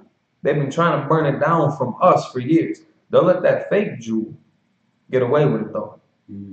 They'll let him keep all the customs that they want, that they say comes out of the Bible, but then they'll also follow the Talmud. Don't get, bro, and I pray you understand, do not let them rabbis touch your little boy for circumcision. Right. Don't put them in them synagogues. Don't let them come over to your house. Treat them just like that fake Santa Claus. Keep that shotgun by your bed. This world lets them get away with whatever they want because they appease the spirit of that self-interest. Right. Of Antiochus. That's the life that they live in. That's the prosperity that they want. In the meanwhile, I mean, I don't know what city y'all living in. Twin Cities ain't looking too good. No, it's not. Milwaukee ain't looking too good. Right. Chicago ain't looking too good. Detroit ain't looking too good. All over the Midwest. For what? For coming out with like holograms. Like it's everything that we have been investing in is in vanity. You know, I want to stockpile on these. I want to pass these down to my kids. I want to give them something that has integrity, and that's about them. Right. Christmas, the physical celebration of Christmas that we just read about in Jeremiah, that you can continue reading on your own also, or you can check out some of the other classes. You go to any YouTube, you type in I.S.U.P.K. damn near any city, you'll see you'll get their YouTube channel page. You can also do this on Facebook, and you will see a rundown of the videos that they've done. I can guarantee that you're going to find on the breakdown of Jeremiah chapter 10 verses 3 and 4. That was a custom, that was another nation's custom that superimposed on us, and we abandoned our own for nothing that's going to benefit us, for something that could potentially get a brother kicked out of his house, get a brother or sister murdered, get children abandoned, all off the strength of Nimrod, all off the strength of self-interest. Right, once again. And also, if we could, sir, Matthew, chapter 23 and 23. Matthew chapter what? 23 verse 23. Matthew chapter 23, verse 23. And if I may, just a precursor, as we read earlier in First Maccabees, in that day, wicked men came out of Israel. That this is in that same spirit that, and again, both of these are centuries apart from one another. Mm-hmm. Matthew's testimony is, a couple thousand years before today, but that's still relevant to what we're experiencing today. Babu Shasha. Okay.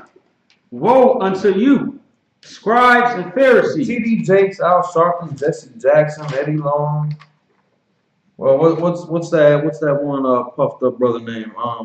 T.D. Jakes. Not just him. I know Captain got him running scared of debating him. Unless we're talking about Captain Zariak. Yeah, kind of Captain Zariak. He did a lot of passes. He did them dirty. Yeah. Did them dirty. Yeah. But he's big on YouTube. A lot of people keep on bigging him up. His name must not be that important, but he's supposedly this big name that's leading a lot of people in their spiritual journey, getting to have that personal relationship with Christ and God and all that nonsense. But Babu Kushasa. God, hypocrites, for ye pay tithe of mint and anise. Churches are shut down, but they will still let you pay tithes. Mm-hmm. Now, I.S.U.P.K, tithes are a commandment. That's in the Bible. Right. Whether you're in the school or not, if you're an Israelite, you should at least acknowledge that tithes are a commandment according to the Bible. Mm-hmm. Now, ask them brothers who they kicking their tithes up to. At least we kicking our tithes up to a righteous leadership and a responsible leadership, and the only authority governed under the Most High in Christ to lead the people. Commanding GEN.YAHANNA. We kicking our tithes up to these brothers who delegate that appropriately. Getting brothers and sisters off the streets. Helping to pay rent. Helping to feed, clothe, and house families. Mm-hmm. Not just individuals. We're talking families. Right. You can ask the Eastern Seaboard. Like, the work that they've been putting in since the 60s, monumental and uncompared by any diocese, any demographic, any denomination that you can think of. Right. It does not compare to this because there is sincerity behind this. This isn't vain. We're keeping the customs and the traditions that Matthias was talking about, that Joshua was talking about, that Matthew is about to speak on. Time. And cumin, and have omitted the weightier matters of the law, judgment, mercy, and faith. No, you got. These ought ye have selected. These ought ye to have done, and not to leave the other undone. So he's not saying don't take the tithes. He's not saying don't execute this judgment or that. But don't forget about the rest of them. And again, this was, some of the things that they did was just them being pouty and being puffed up in themselves when the brothers didn't wash their hands before they ate. Right. There's no law about that in the Bible, but as a custom of man, they held them at fault for it. But they're going to take your tithes. They're going to try to push their influence on you without giving you brotherhood, without giving you righteous leadership. But they want your money. They'll take all your money. They'll let you, what had happened with, they had proclaimed they only got one king Caesar. And that if that one devil, Herod, they were trying to accuse him, like, listen, you're not a friend of Caesar's if you don't punish this man, if you don't convict Yahushua. Right. And those were Israelites.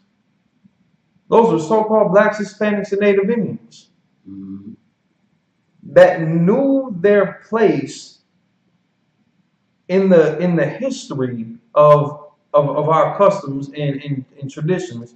They knew their lineage, they knew their bloodlines, they knew where they come from, but they following consistently after the traditions of men. Right. They wanted that high place in the temples. They wanted to sell their goods and extort their taxes in the temples until Yahushua and his homies came in and drove them out. Which again, don't think that these brothers were soft. Don't let that Christianity get into your head. And that Catholicism, painting them as homosexuals. Right. And that Renaissance era, painting them as homosexuals. Right. They were not soft by any means. Peter was a soldier who carried, back in the day, was a sword. Nowadays, if we were to see him, he had a Glock on him. He had a chopper with him. Literally, he had a chopper with him. Before they ran into that temple, Yahushua had fashioned together a cord of nine strands. Something like that. It's like I'm paraphrasing. But they made weapons before they ran into that temple. If you look at that image of Christ nowadays, you cannot tell me that you can see that man making a shank, getting ready for battle. That don't mix at all in any capacity. That don't make any sense.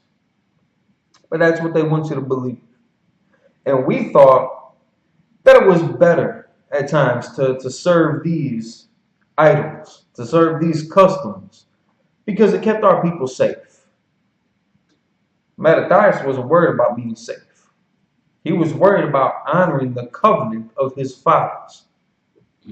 Joshua said, as for me and my house, no, we ain't doing this. We keeping God's laws. Right. That young man who was promised riches and wealth and happiness, who just got done seeing his brothers skinned alive, castrated, boiled, and put to death in front of him and his mother. He wasn't thinking about being safe. He wasn't thinking about, what can I buy with this money? Even if he could have donated all the riches that he got to his people and made them all, made all their lives a little bit more comfortable for the next year or so. The next year after that, it would have been the same thing. Because it didn't stop until we took over them temples again. And you're going to continue reading this. And when we close out, tomorrow is going to be the last day. When we close out the Feast of Dedication and we finish up some of these stories and we really get into the heart of what these brothers sacrificed for their people. They didn't do this for themselves, because in their self-interest, they should have stayed at the bottom of the mountain during the Sabbath. Right. Instead, they ran up into them hills. They fortified themselves. They girded up their loins. And they got ready for battle. If you're about self-preservation, if that's the kind of heart that you got, if you're not about brotherhood, I suggest you click off the YouTube or the Facebook right now. Stop listening and go back to quiet. This isn't going to be for you. You're not gonna like the outcome of what you're gonna have to do in order to serve the Most High. When we first started reading off, what was it? I know Zephaniah 2:1. Salakia, but it was You see my first Maccabees. I think it might have been that where it said if you think this evil, to serve the Lord, to serve the Most High. That sounds like Second Maccabees, the 7th chapter. That might be you want me to double check? I can double check for you. About Kusai. Yeah, just to kind of recap on that, because this ain't an easy walk. Right. If you want to join this American Constitution, I mean, you can make it very easy on yourself. Right. Get back into survival mode for yourself, for your immediate family. Right. Let everybody else fend for themselves, because that pretty much seems to be the norm. Yeah, I'm trying to figure out where it was. I'm looking at both. I don't see it. I know it was early when we had started with it. It might have been even with Joshua too. Yeah, that's what I was thinking. Let me go back to Joshua. About yeah, that's the norm. Look out for yourself. Look out for number one. Mattathias was thinking about number two. That young brother was thinking about the first 6. It doesn't just stop with you. He was right. Joshua? Kind of Babu Shah, so if we could reread that. Joshua chapter 24, verse 14. Now therefore, fear the Lord and serve him in sincerity. Now, we can get another precept for this too. Fear is the beginning of wisdom. Yeah. Proverbs 1:7. Precept King, Midwest, Most High Christ. Fear of the Lord. Now, a lot of words that they use in this Bible got people kind of freaked out just because of how we know it today. Fear isn't always a bad thing. It doesn't always have a negative connotation to it. Just like when they say that, we've got a terrible God. Now, he is a fierce God. Right. In the modern sense, that terrible is a very negative phrasing behind it. But at the same time, that terrible works to our advantage against Egypt. That works to our advantage against the Macedonians and Alexander, well, it's like Alexander's predecessors and their kin after them. That terrible facet of the Lord works to our advantage when we serve the Most High, when we fear the Most High.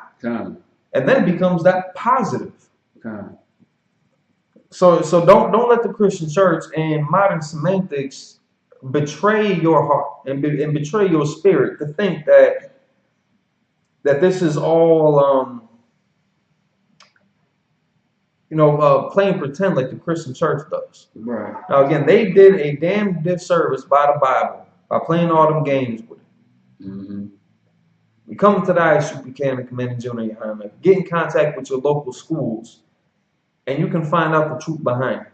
Because this is legit, universal, practical knowledge. You can live your life by this. With a moral compass, with integrity, with dignity, with honor. And you can pass that down to your children. The same way that these brothers that we've been reading about have all done. And because that sky ain't cracked yet, we're going to keep on in the traditions of our people. And we're going to keep speaking against the traditions of these pagans and these heathens and these devils, our oppressors, who are going to want you to cut down that tree and fashion it with silver and gold, nail it to the floor.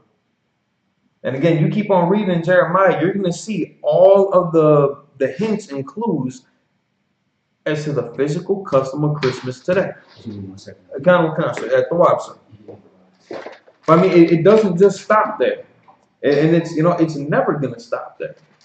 Because we got a lot of work ahead of us. And if we go back to, for example, let's start at Exodus. Exodus chapter 14. And we're going to start off at 11. Having to do something, verse 11. Because again, like now they were living in Egypt. They had houses, they had shacks, they had accompaniments. They had food and all that gathered, and tents and all that, kind of. And living in the same type of ghetto conditions that we living in today. We got roofs overhead. Some of them are caving in. Right. They lived amongst rats and mice. I don't know if they had roaches in Egypt, but scarabs and this, that, and the third. Uncouth environments, if you would. Wherefore hast thou dealt with us? It's like it. Wherefore hast thou dealt thus with us to carry us forth out of Egypt? Saying like why would you take us from here just to bring us into the wilderness? It wasn't the greatest there, but we live in worse here. Verse 12. Is this not Slack? Is not this the word that we did tell thee in Egypt, saying, let us alone that we may serve the Egyptians? For it had been better for us to serve the Egyptians than that we should die in the wilderness. Again, you got people nowadays that would rather join the military for that college tuition. and for the benefits that they might get afterwards, which a lot of them don't even get the benefits. Right. A lot of their own people, a lot of Esau's own people that join their military, when they come back home, they don't even get those benefits. Right. And they suffer from PTSD too, and they got a limb shot off too. They don't even get that same encouragement or backing by their own government. That's their own people. Black man, Hispanic man, Native Indian man, woman, and child. What do you think you're going to get by leaguing up with them? Right. They're going to turn their back on their own people, but you think that you're going to get the benefits? Same conditions here. But because they were in Exodus, they were running away from their captors. They were running away from their oppressors. Not just because of the living conditions, but because of what was about to happen to that environment.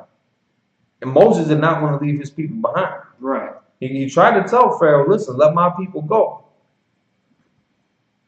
The Lord hardened Pharaoh's heart. He was not going to listen to him. And they got punished for that. They got punished so hard to the point they were giving us resources. They were throwing their silver and gold at us. Just to get up on out of here.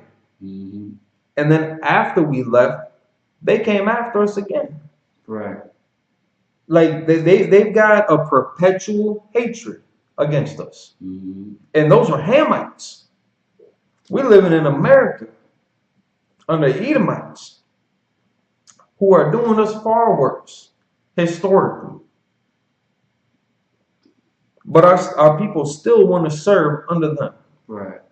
In 1 Maccabees 1:11, it comes down to something very similar. I can get that for you. Kind of. Yeah, we just read this a little bit ago too, but just to recap on that, it's showing the same spirit that these brothers had in Exodus when they were coming out of the land of Egypt, out of that oppression, but still slacking, but not equipped to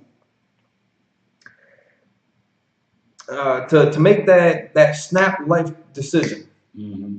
Because this damn sure wasn't in their self-interest individually, because again, back in Egypt they had some level of comfort until Moses, decided to come in there talking about, let us go serve our God for 3 days and we'll come back. Got put to harsher labor environments. And then, getting put on the run. So maybe they were mad at Moses. Because again, what were they saying back here in verse 12? Is not this the word that we did tell thee in Egypt, saying, let us alone that we may serve the Egyptians? They were like, listen, why are you gonna stop a good thing? Like why are you trying to ruin a good thing? We got WIC, we got unemployment, we got drugs and alcohol. All we got to do is serve the Egyptians. It's not that bad. Moses wanted something better for his people.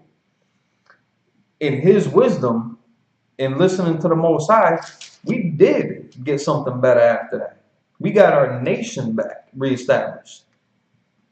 But it's like, sir, if you got that. Yeah, Tom. 1 Maccabees chapter 1, verse 11. In those days went there out of Israel wicked men, who persuaded many, saying, let us go and make a covenant with the heathen that are round about us. For since we departed from them, we have had much sorrow. They were talking that same type of mess back in Exodus. They thought that they were better off in Egypt.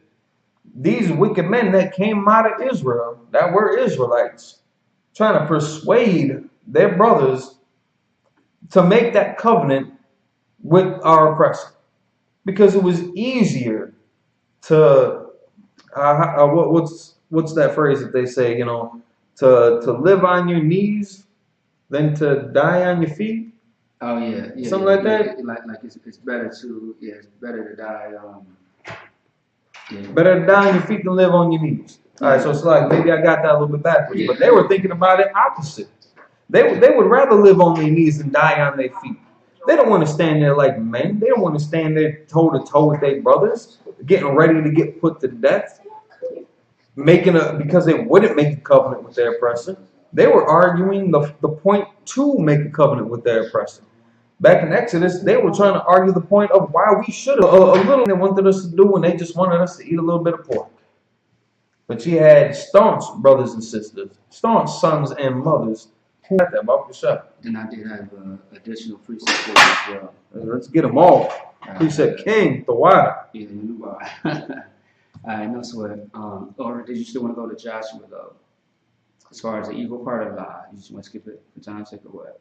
Do you got that on deck? Yeah, yeah. All right, yeah. Let's hear that again real quick, because that ties right into what they were talking about in Exodus and what they were talking about in First Maccabees. About Kushasa. Joshua chapter 24, verse 14. Now therefore fear the Lord, and serve him in sincerity and in truth, and put away the gods which your fathers served on the other side of the flood, and in Egypt, and serve ye the Lord. And they mentioned Egypt there for a specific reason. Right. They mentioned before the flood there for a specific reason. Right. Because our forefathers who had succumbed to their self-interest, serving those idols. It's like, was that the end of Joshua? No, verse 15. Right, It's relevant as well. Verse 15. And if it seem evil unto you to serve the Lord, choose you this day whom ye will serve, whether the gods which your fathers served that were on the other side of the flood, or the gods of the Amorites, in whose land ye dwell. But as for me and my house, we will serve the Lord. That young man in Maccabees, the young man in Maccabees, it was not evil. He did not feel it evil to serve the Lord. Right. He did not deem it evil to serve the Most High. Right. Matthias did not deem it evil to serve the Most High. Moses did not feel it was an evil thing to serve the Most High. And they stood their ground. Mm-hmm. And Salaki, so you said you had the other precepts. Yeah, two. Proverbs chapter 1, verse 7. The fear of the Lord is... Salaki, if I may, just to add for some of the brothers and sisters that might be listening to the class, you know, you can also recap on this video when it's done too, but, you know, take down these scriptures also. You know, get these lined up for you on because, I mean, a lot of these serve many different topics. Right. But get these precepts back, you know, lined up in your books so that you can meditate on this, you can study this, and you can apply this to everyday life, especially the times that we live in. Salaki, sir. God, no sweat. You too out. Proverbs chapter 1, verse 7. The fear of the Lord is the beginning of knowledge, but fools despise wisdom and instruction. So that was the one that you wanted. Kind of. And then Salaki, that was fitting in with I believe that was in Maccabees. Yeah, I'll say a little bit of Matthew and Joshua as far as the fear of the Lord. And again, this, you know, it might, because it has the word fear in it and the Lord in it, people are going to make it, they're going to try to make it appear that, how would I say, like on some cult mentality, because you got God in play now, and you're supposed to fear this God, this invisible God that nobody's ever seen, and we're supposed to take these words and act that out. But look what he's done for us in the past. Right. If you're in the school, you know what he's done for us in this school, in this truth. If you're on YouTube, maybe you don't see the evidence. If you're on Facebook, maybe you're not privy to some of the information. And you can study many books if you want to. Lord be with you. But the fear of the Lord is the beginning of understanding. Knowledge, like it's the beginning of knowledge. It is the beginning of knowledge. You know, that's a good way to start off in life. Right. And there's nothing wrong with that. I mean, all right. To fear the Lord being the beginning of knowledge and keeping his law, statutes, commandments, which is just a smart thing to do, you're probably not going to get your head blown off if you don't mess with your brother's woman. Right. It's like, you got it, sir? Right. Just to clarify, like, you know, having fear in the Most High just means obedience. In a nutshell. That's what it means. It's the same thing with the child that is obeying their parents. They fear them. Right. They know that these people right here are accountable of my life, and they are responsible for they are trying to show me the accountability of life. Right. So why not obey my parents? See what I'm saying? This scripture is about that as well. It's the same thing with the Lord. Like us fearing the Lord is listening to what He has to say. We hearken unto whatever He tells us. And of course, you don't have to worry about if the Most High is going to ever mislead you. He's not an idol. Right. You see what I'm saying? He's not that type of God that's going to cause you to sin and then hold you accountable for it later. You see what I'm saying? He is a righteous God. You know what I mean? So why not fear Him?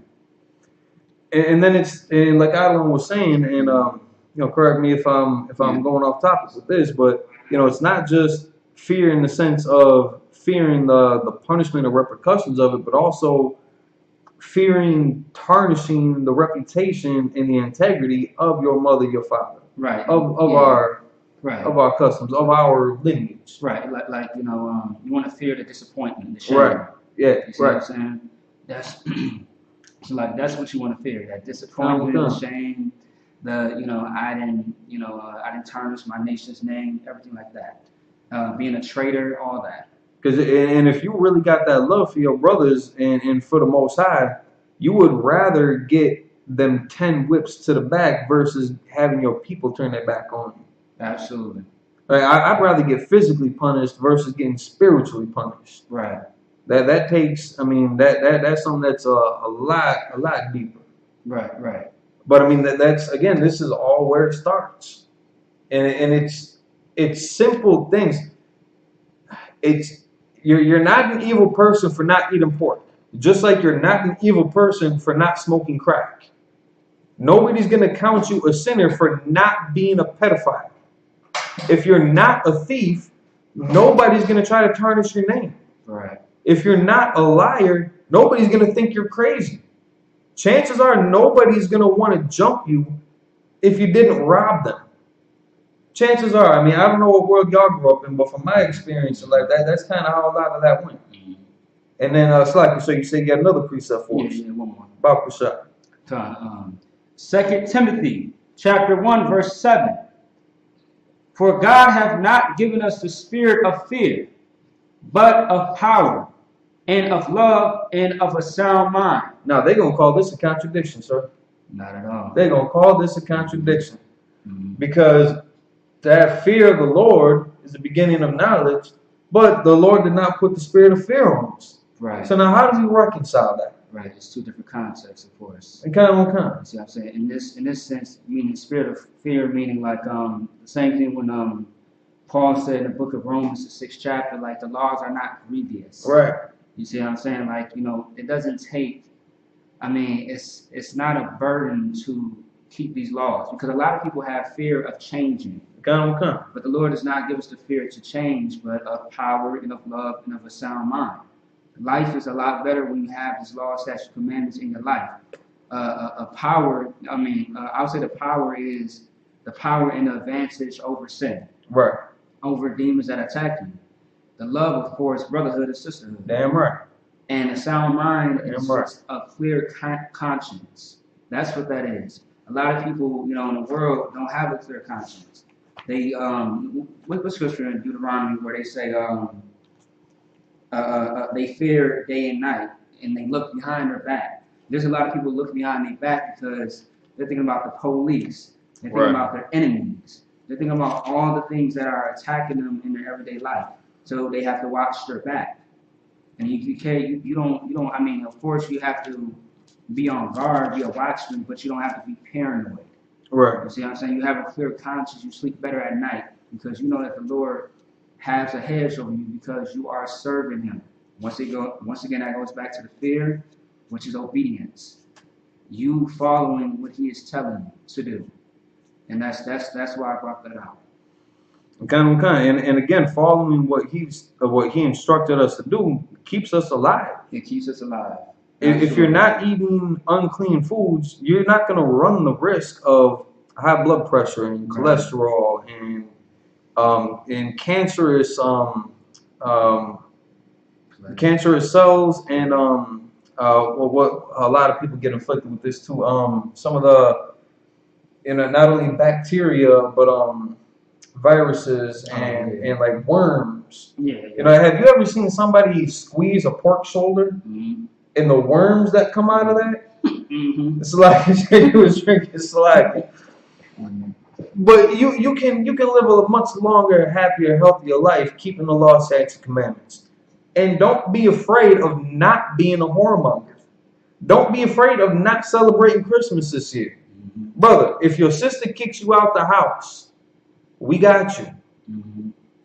But stand firm on that. And realistically, if women like men, you stand on your points, she will respect that. And you ain't got to worry about losing your family over not supplying a Christmas tree or some gifts that you can buy them any day of the week.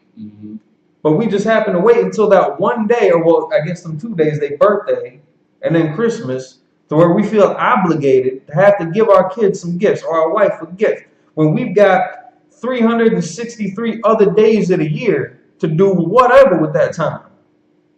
I love my baby. She will never hear a happy birthday from me.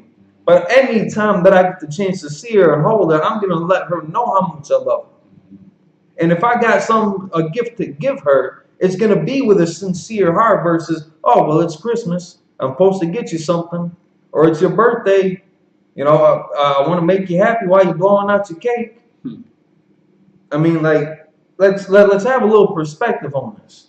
And that's why, from everything that we just read, coming down to, again, keeping these traditions alive, let's start, let's get Proverbs. Like, we good on time? Yeah, you got about less than 10 minutes. All right, kind of. All right, yeah, we only got a few more scriptures that I want to pull out too. Proverbs chapter 22, and I want to start at 1. Okay, let me guess. Train up a child. Yeah, that's where we're going to. Okay. Got scriptures in my head tonight. Precept King, I don't want Maccabea, 5,000, Twin Cities. Holla at your boy. All right, how do you start right now? Proverbs chapter 22, verse 1. A good name is rather to be chosen than great riches. And if you fear the Most High, you're going to keep that good name. Go ahead, sir. And loving favor rather than silver and gold. That young man in Maccabees was promised riches. He was promised silver and gold and power and wealth and to be happy. But he knew that good name was better than them vain promises. Even if that devil were to keep it, I doubt that he would have kept that word. Right. But even if he did, let's say he did, that young man still knew he had a better reward by keeping the covenant that Matthias was talking about, that they honored from their fathers, that they were keeping with their brothers, that they were teaching their sons, that their mother kept. Bob Kushai. Verse 2. The rich and poor meet together. The Lord is the maker of them all. Salaki, from here, if we could just jump to 6. You can certainly read all this in your own time, but just for time's sake, just to get to the main points. Verse 1, a good name is rather to be chosen than great riches. And to keep that spirit of brotherhood over self-interest, because brotherhood is also following after your father, right, and following after the word of your mother, following after the law, statutes, commandments of the Most High. Because you got brothers that are going to do that with you. So stand side by side with them. Keep that integrity with them in case one brother does get weak. And he might need somebody like you to help hold him up and bring him back home. You might need somebody like him. A sister might need another sister. And that brotherhood and sisterhood is not just between men and women exclusively, between a brother and a sister. Not just between brother and brother, sister and sister. There's females in this school that got husbands. There's females in this school that are single, that none of us game up on. A brother ain't got to worry about his wife getting approached by another brother in the school. And a sister ain't got to worry about getting her DM blown up by thirsty-ass niggas. It's like for the language. But we see that all too often, especially in this culture, in this society. Right. Over here, you got sincerity. Brothers that are gonna let you breathe for once in your life. Because a lot of brothers and sisters are still fresh coming out the world and still battling with them demons. And they don't need that pressure. They're already trying to give up Christmas and Thanksgiving, and they're trying not to celebrate New Year's. They're trying not to get high. They're trying not to go to the club and dress like a thot, this, that, and the third, whatever the affliction might be. They don't need brothers slobbering all over them. They don't need sisters judging them left and right from the side. Because ain't none of us worth a damn, man. I mean, realistically, when we look at it, even though that we changed our lives like that, I deserve to have been dead a dozen times over. For whatever reason, the Most High keeps us alive to this day. Don't take that for granted. Don't forsake your brothers. Don't forsake your sisters. Don't forsake the law, statutes, commandments, and the traditions of our people. Let them be them dumbasses that go out there and get a Christmas tree and go broke trying to make that idol happy, knowing that they're going to have to do this next year and the next year and the next year. While they're trying to save up for that, they got birthdays every year that they got to save up for. For every 5 people, their wife, their kids, their brother, their sister, their mother, their father, an aunt and uncle, you got a niece and a nephew. You're going to go broke trying to please everybody for that one day. When, again, any day of the week, you could rekindle that bond with your family. And it doesn't take that much sometimes but a phone call. All you got to do is reconnect with them. Let them know that you're still there. This is how we let us know that we still here. Know them brothers that labor amongst you. Get familiar with your brothers and sisters. All right, Salaki. So, Proverbs 22, verse 6. Proverbs chapter 22, verse 6. And this is how you can start that at an early age. And it's not too late. We're still alive. We still got breath in our bodies. Most High ain't come back, crack that sky open yet. It's not too late. We can do this now. Train up a child in the way he should go. Don't train them up with Christmas. Don't train them up with Thanksgiving. And then by the time they're 10 years old, they're not going to have any knowledge of that outside of what they see other people doing. But they already going to look at that like it's weird to do. Because if you train them up as they should go, and if they see the influence of the people that they should be around, which is in the school, they're going to look at everybody else's customs as odd. And they're not going to fear. They're not going to have that spirit of fear on them to be ostracized by anybody else. Because they're going to know that they've got the fear of the Most High in them. And when he is old, he will not depart from. He's going to teach his kids this. He's going to teach his sons and daughters this. He's going to teach his grandkids this. They're going to teach their kids this. And that's going to be modeled after what Joshua was speaking about in 24, 14, and 15. And the last two I'd like to get, again, just in case people thought that this was an easy walk, let me get Ecclesiastes. Ecclesiastes 2:1. And then I'm going to grab John chapter 15, verse 8. Ecclesiastes, Old Testament. I got it. Ecclesiastes chapter 2, verse 1. Don't think that this is just going to be a walk in the park, man. Like, this ain't...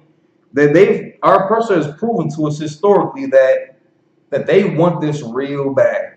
They want you to eat that BLT real bad. They want you to grab that tinsel and sprinkle it on your tree like crazy bad.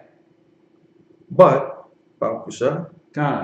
I said in mine heart, go to know, go to now, I will prove thee with mirth. Therefore, enjoy pleasure, and behold, this is also vanity.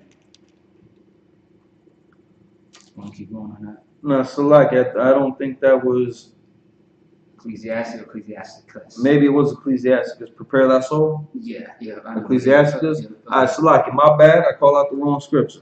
My son, prepare thyself for temptation. That's where we are meant to go. Salaki, family, my bad. Give me a second real quick. One second, I got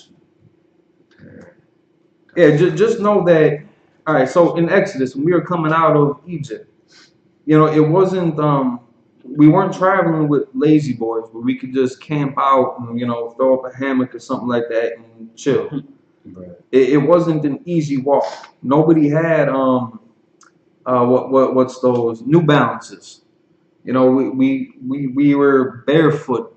You know, we had, I don't want to say we had rags on us, but you know, we didn't have hoodies and winter coats. And I mean, it was in the Middle East, so temperature could have been a little bit more mild. But it wasn't family fun Friday. Right. Like we were going through it. We were coming out of a hard depression, going into a wilderness. In Maccabees, again, you had wicked men that trying to persuade you to just join up. Kind of what I said, just to join your oppressor, just to keep calm and relax, and just to play along with it. This is not going to get any easier for us because of the times that we are approaching. They know that their end is coming near, so they are going to do their damnedest to keep us separate from the Most High. They want our fear to be in them. Right. They want our fear to, they want us to be afraid that, if we don't celebrate their pagan customs, that something's wrong with us. They want us to teach that same influence to our children.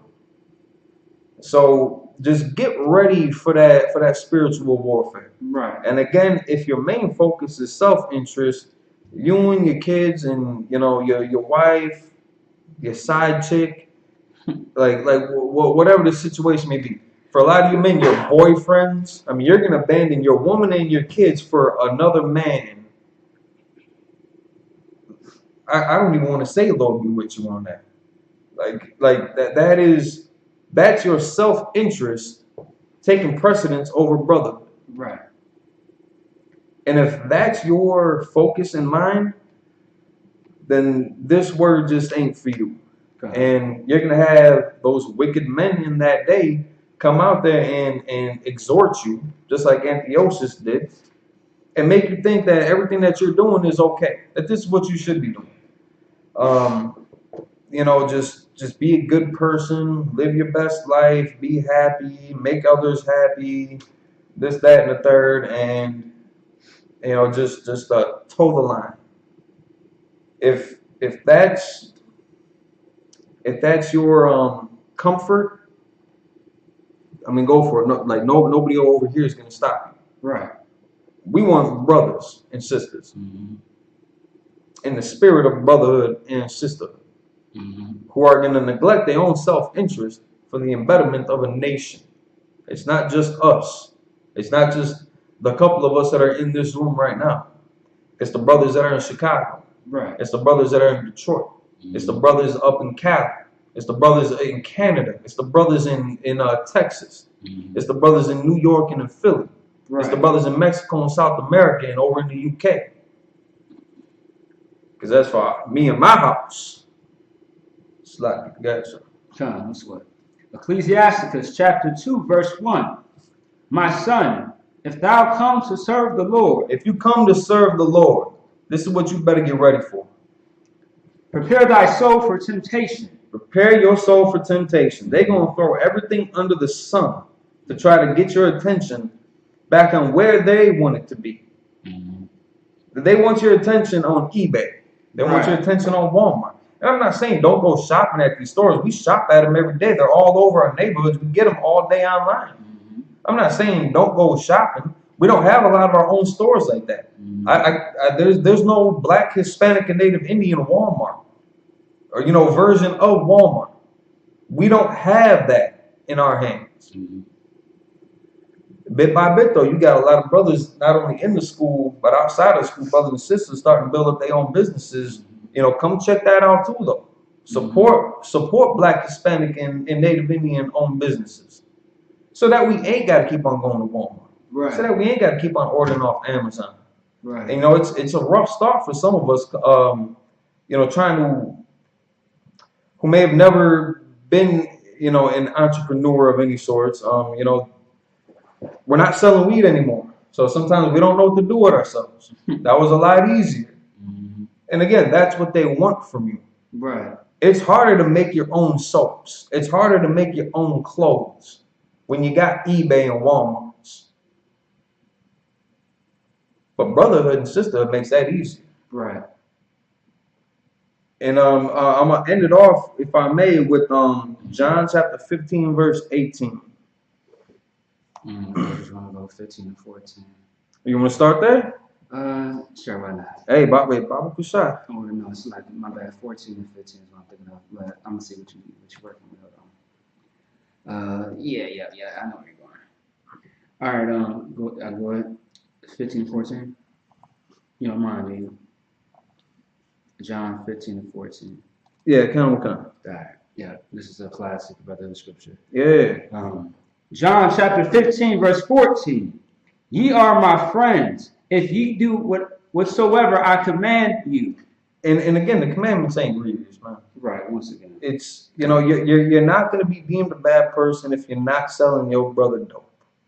If you're not getting somebody addicted to heroin, nobody's going to fault you for that. Baba Kusha. Come, Salaki. Hold on 1 second. Okay, just this to make sure I'm Salaki. My bad, give me 1 second. All right.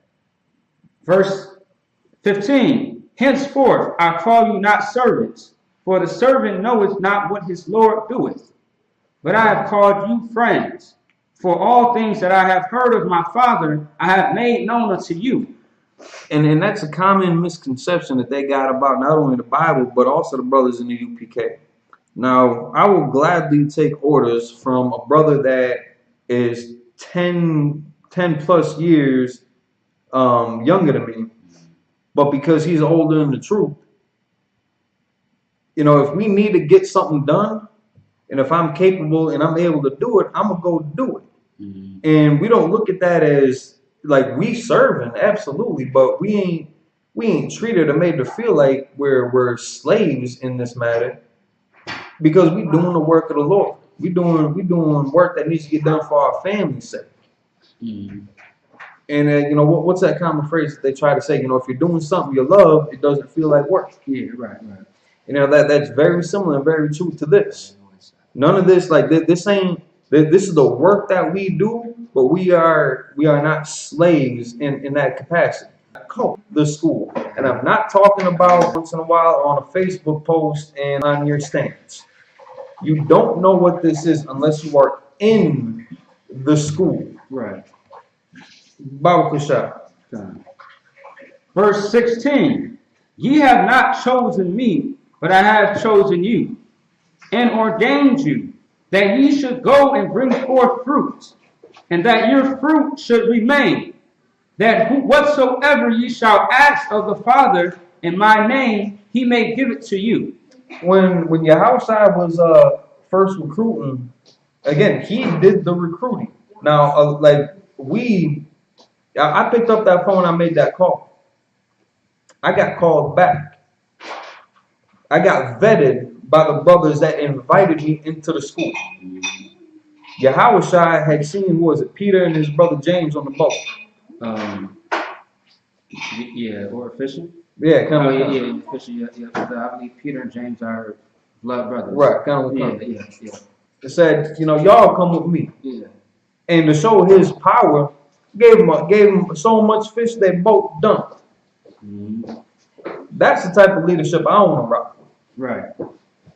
Because that lets me know where the authority stands from the Most High, and how to achieve that here on earth. It's like it's about Kusasa. Verse 17. These things I command you, that ye love one another. And what's wrong with not treating your brother like garbage? For once, any day you go in the ghetto, you might have friends, you might have family, and there people that you're cool with, but there's somebody that you got a problem with too. Or there's somebody that's got a problem with you. Or if you're not affiliated with any of that, you know that there's other families that got problems with other families or other individuals. I've seen homeless people getting jumped and robbed. Blacks, Hispanics jumping and robbing blacks and Hispanics. Homeless blacks and Hispanics at that. It's bad enough that we living in the condition under our oppressor, we doing it to ourselves. Right. And it's, again, these laws ain't grievous. You're not going to be a bad person if you show mercy and forgiveness and compassion to somebody who needs it. Because I guarantee there's a time in your life when you needed some of that too. And you might count yourself a good person. Ain't one good but God. So what makes us think, what gives us the audacity to think that we're worthy of any type of mercy or compassion or forgiveness when we're not exhibiting that ourselves? Right. When we're not loving one another. Right. As is commanded. To explain it to you. Right. Verse 18. If the world hate you, right. You're like, for real, like you think that whether you're in the school or not. Mm-hmm.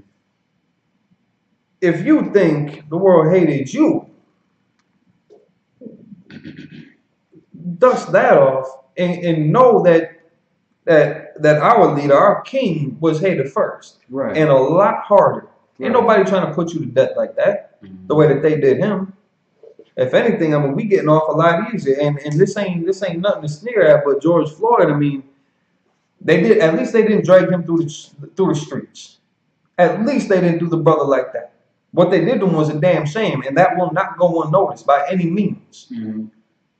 But at least what they did to Trayvon Martin was a lot faster. Right.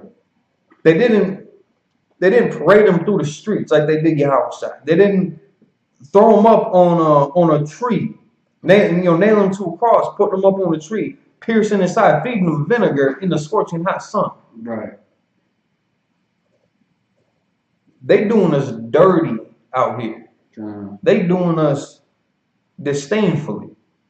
They doing us abhorrently. The only way to battle back is to keep the customs of our father, the Slakia, a better way to put it, to keep the covenant of our fathers. Right. And not to act like those wicked men. In this day of affliction, not to act like those wicked men. And not to envy our oppressor and try to go back to that system that again, philosophically, we all talk about fighting against. Right. But when it comes down to action, everybody wants to go back to that. Mm-hmm. If you're not in the I.S.U.P.K. under Commanding General Yahanna, at the very least, start off by looking at the classes. Right. Check in on ISUPK.com. If you're in the Twin Cities area, you can Google I.S.U.P.K. Minneapolis. You can get the contact information. You can get all the class locations, dates, and times. Come join your brothers. If you're in any city, any state, go take the due diligence to contact your region, and at least start building a rapport with the brothers. Check them out personally for yourself. If you can't make it there in person, check it out online. But chances are you really have no excuse to not make it there in person. You got brothers that travel hours and hours. When I was in Milwaukee, we were going to Chicago all the time to make classes, and for the Sabbath service and for any of the high holy days. So, I mean, realistically, put the excuses down and pick your sword up, because it's about that. I mean, again, share, like, subscribe to the content, and until next time, hey, shalom, y'all bashim yashai, barak thumb to all the brothers, y'all shamar on top, bashim yashai, all the sisters. Peace.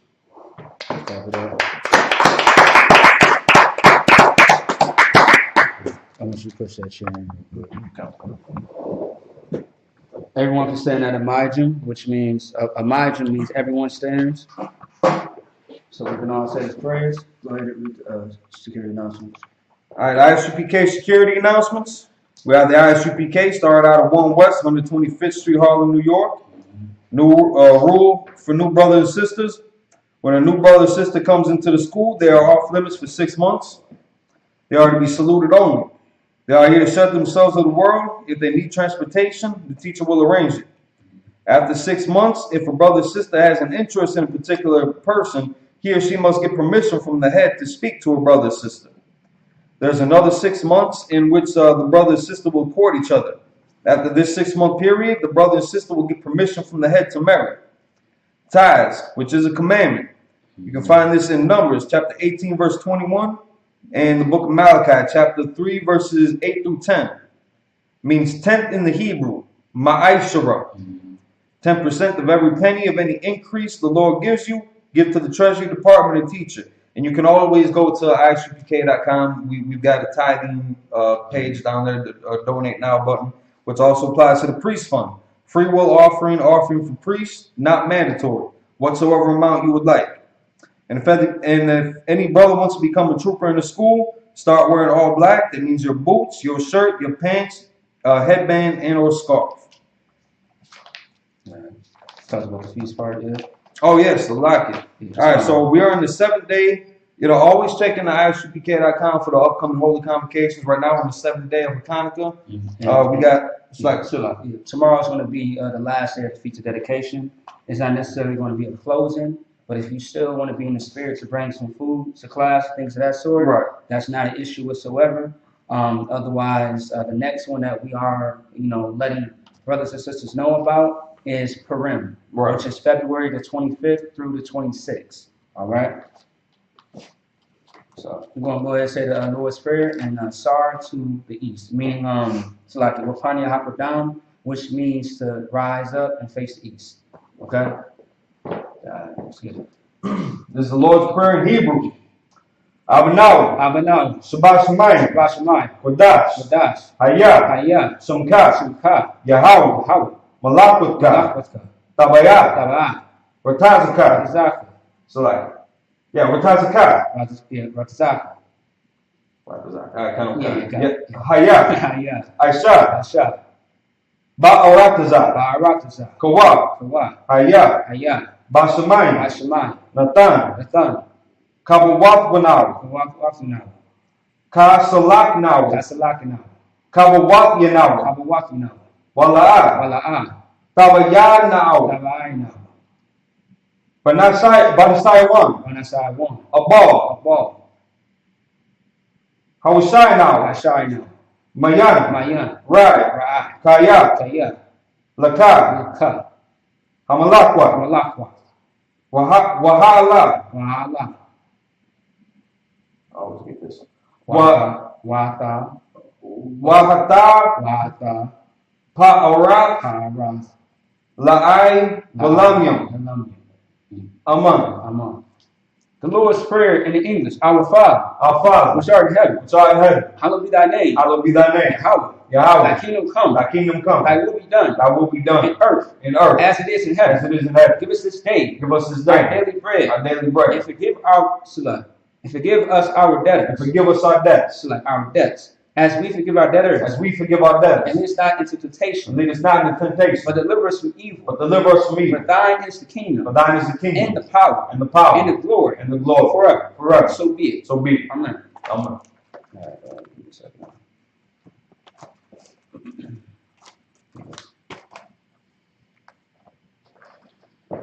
bless Israel in the Hebrew. Yahweh. Ba'ashem Yahushai. Barak Lanawa. So like I said, I want to say Barak Lanawa. Barak Lanawa. Wayashala. Wahabayat. Sapari. Barak. Rapa'ah. Magan. Hagan. At this time, you can say the name of a loved one once. Everyone repeats the name once. I will be checking Facebook and YouTube. Otherwise, anybody in the room can go ahead and get started. The Israelite School at UPK. UPK. All of Israel. Benjamin. Jamin. Whitney. Anna Lee. Diamond. Anybody else's? Shara. Kodash Zayan. I.S.U.K. Minneapolis. Satar Ya'ala. Takaya. Kanagabar. Tawala. Kabad Dabar. Yakazak. Ya'ala. Kunayala. Rapayala. Kwamo. Tabarama. Midwest. All of Israel. Everybody else to wild? All right, no sweat. Ba'ashem Yahushua. Ba'ashem Yahushua. Throughout our month. Throughout our month. Bless Israel. In English, Lord, in the name of Yahushua. Lord, in the name of Yahushua. Bless us in Israel. Bless us in Israel. In the school. And the school. Bless, heal, shield, protect. Bless, heal, shield, protect. Loved ones. Our loved ones. In the name of Yahushua. In the name of Yahushua. Thank you always. Thank you always. So be it. So be it. Next one's all in. Just give me 1 second and let me double check something.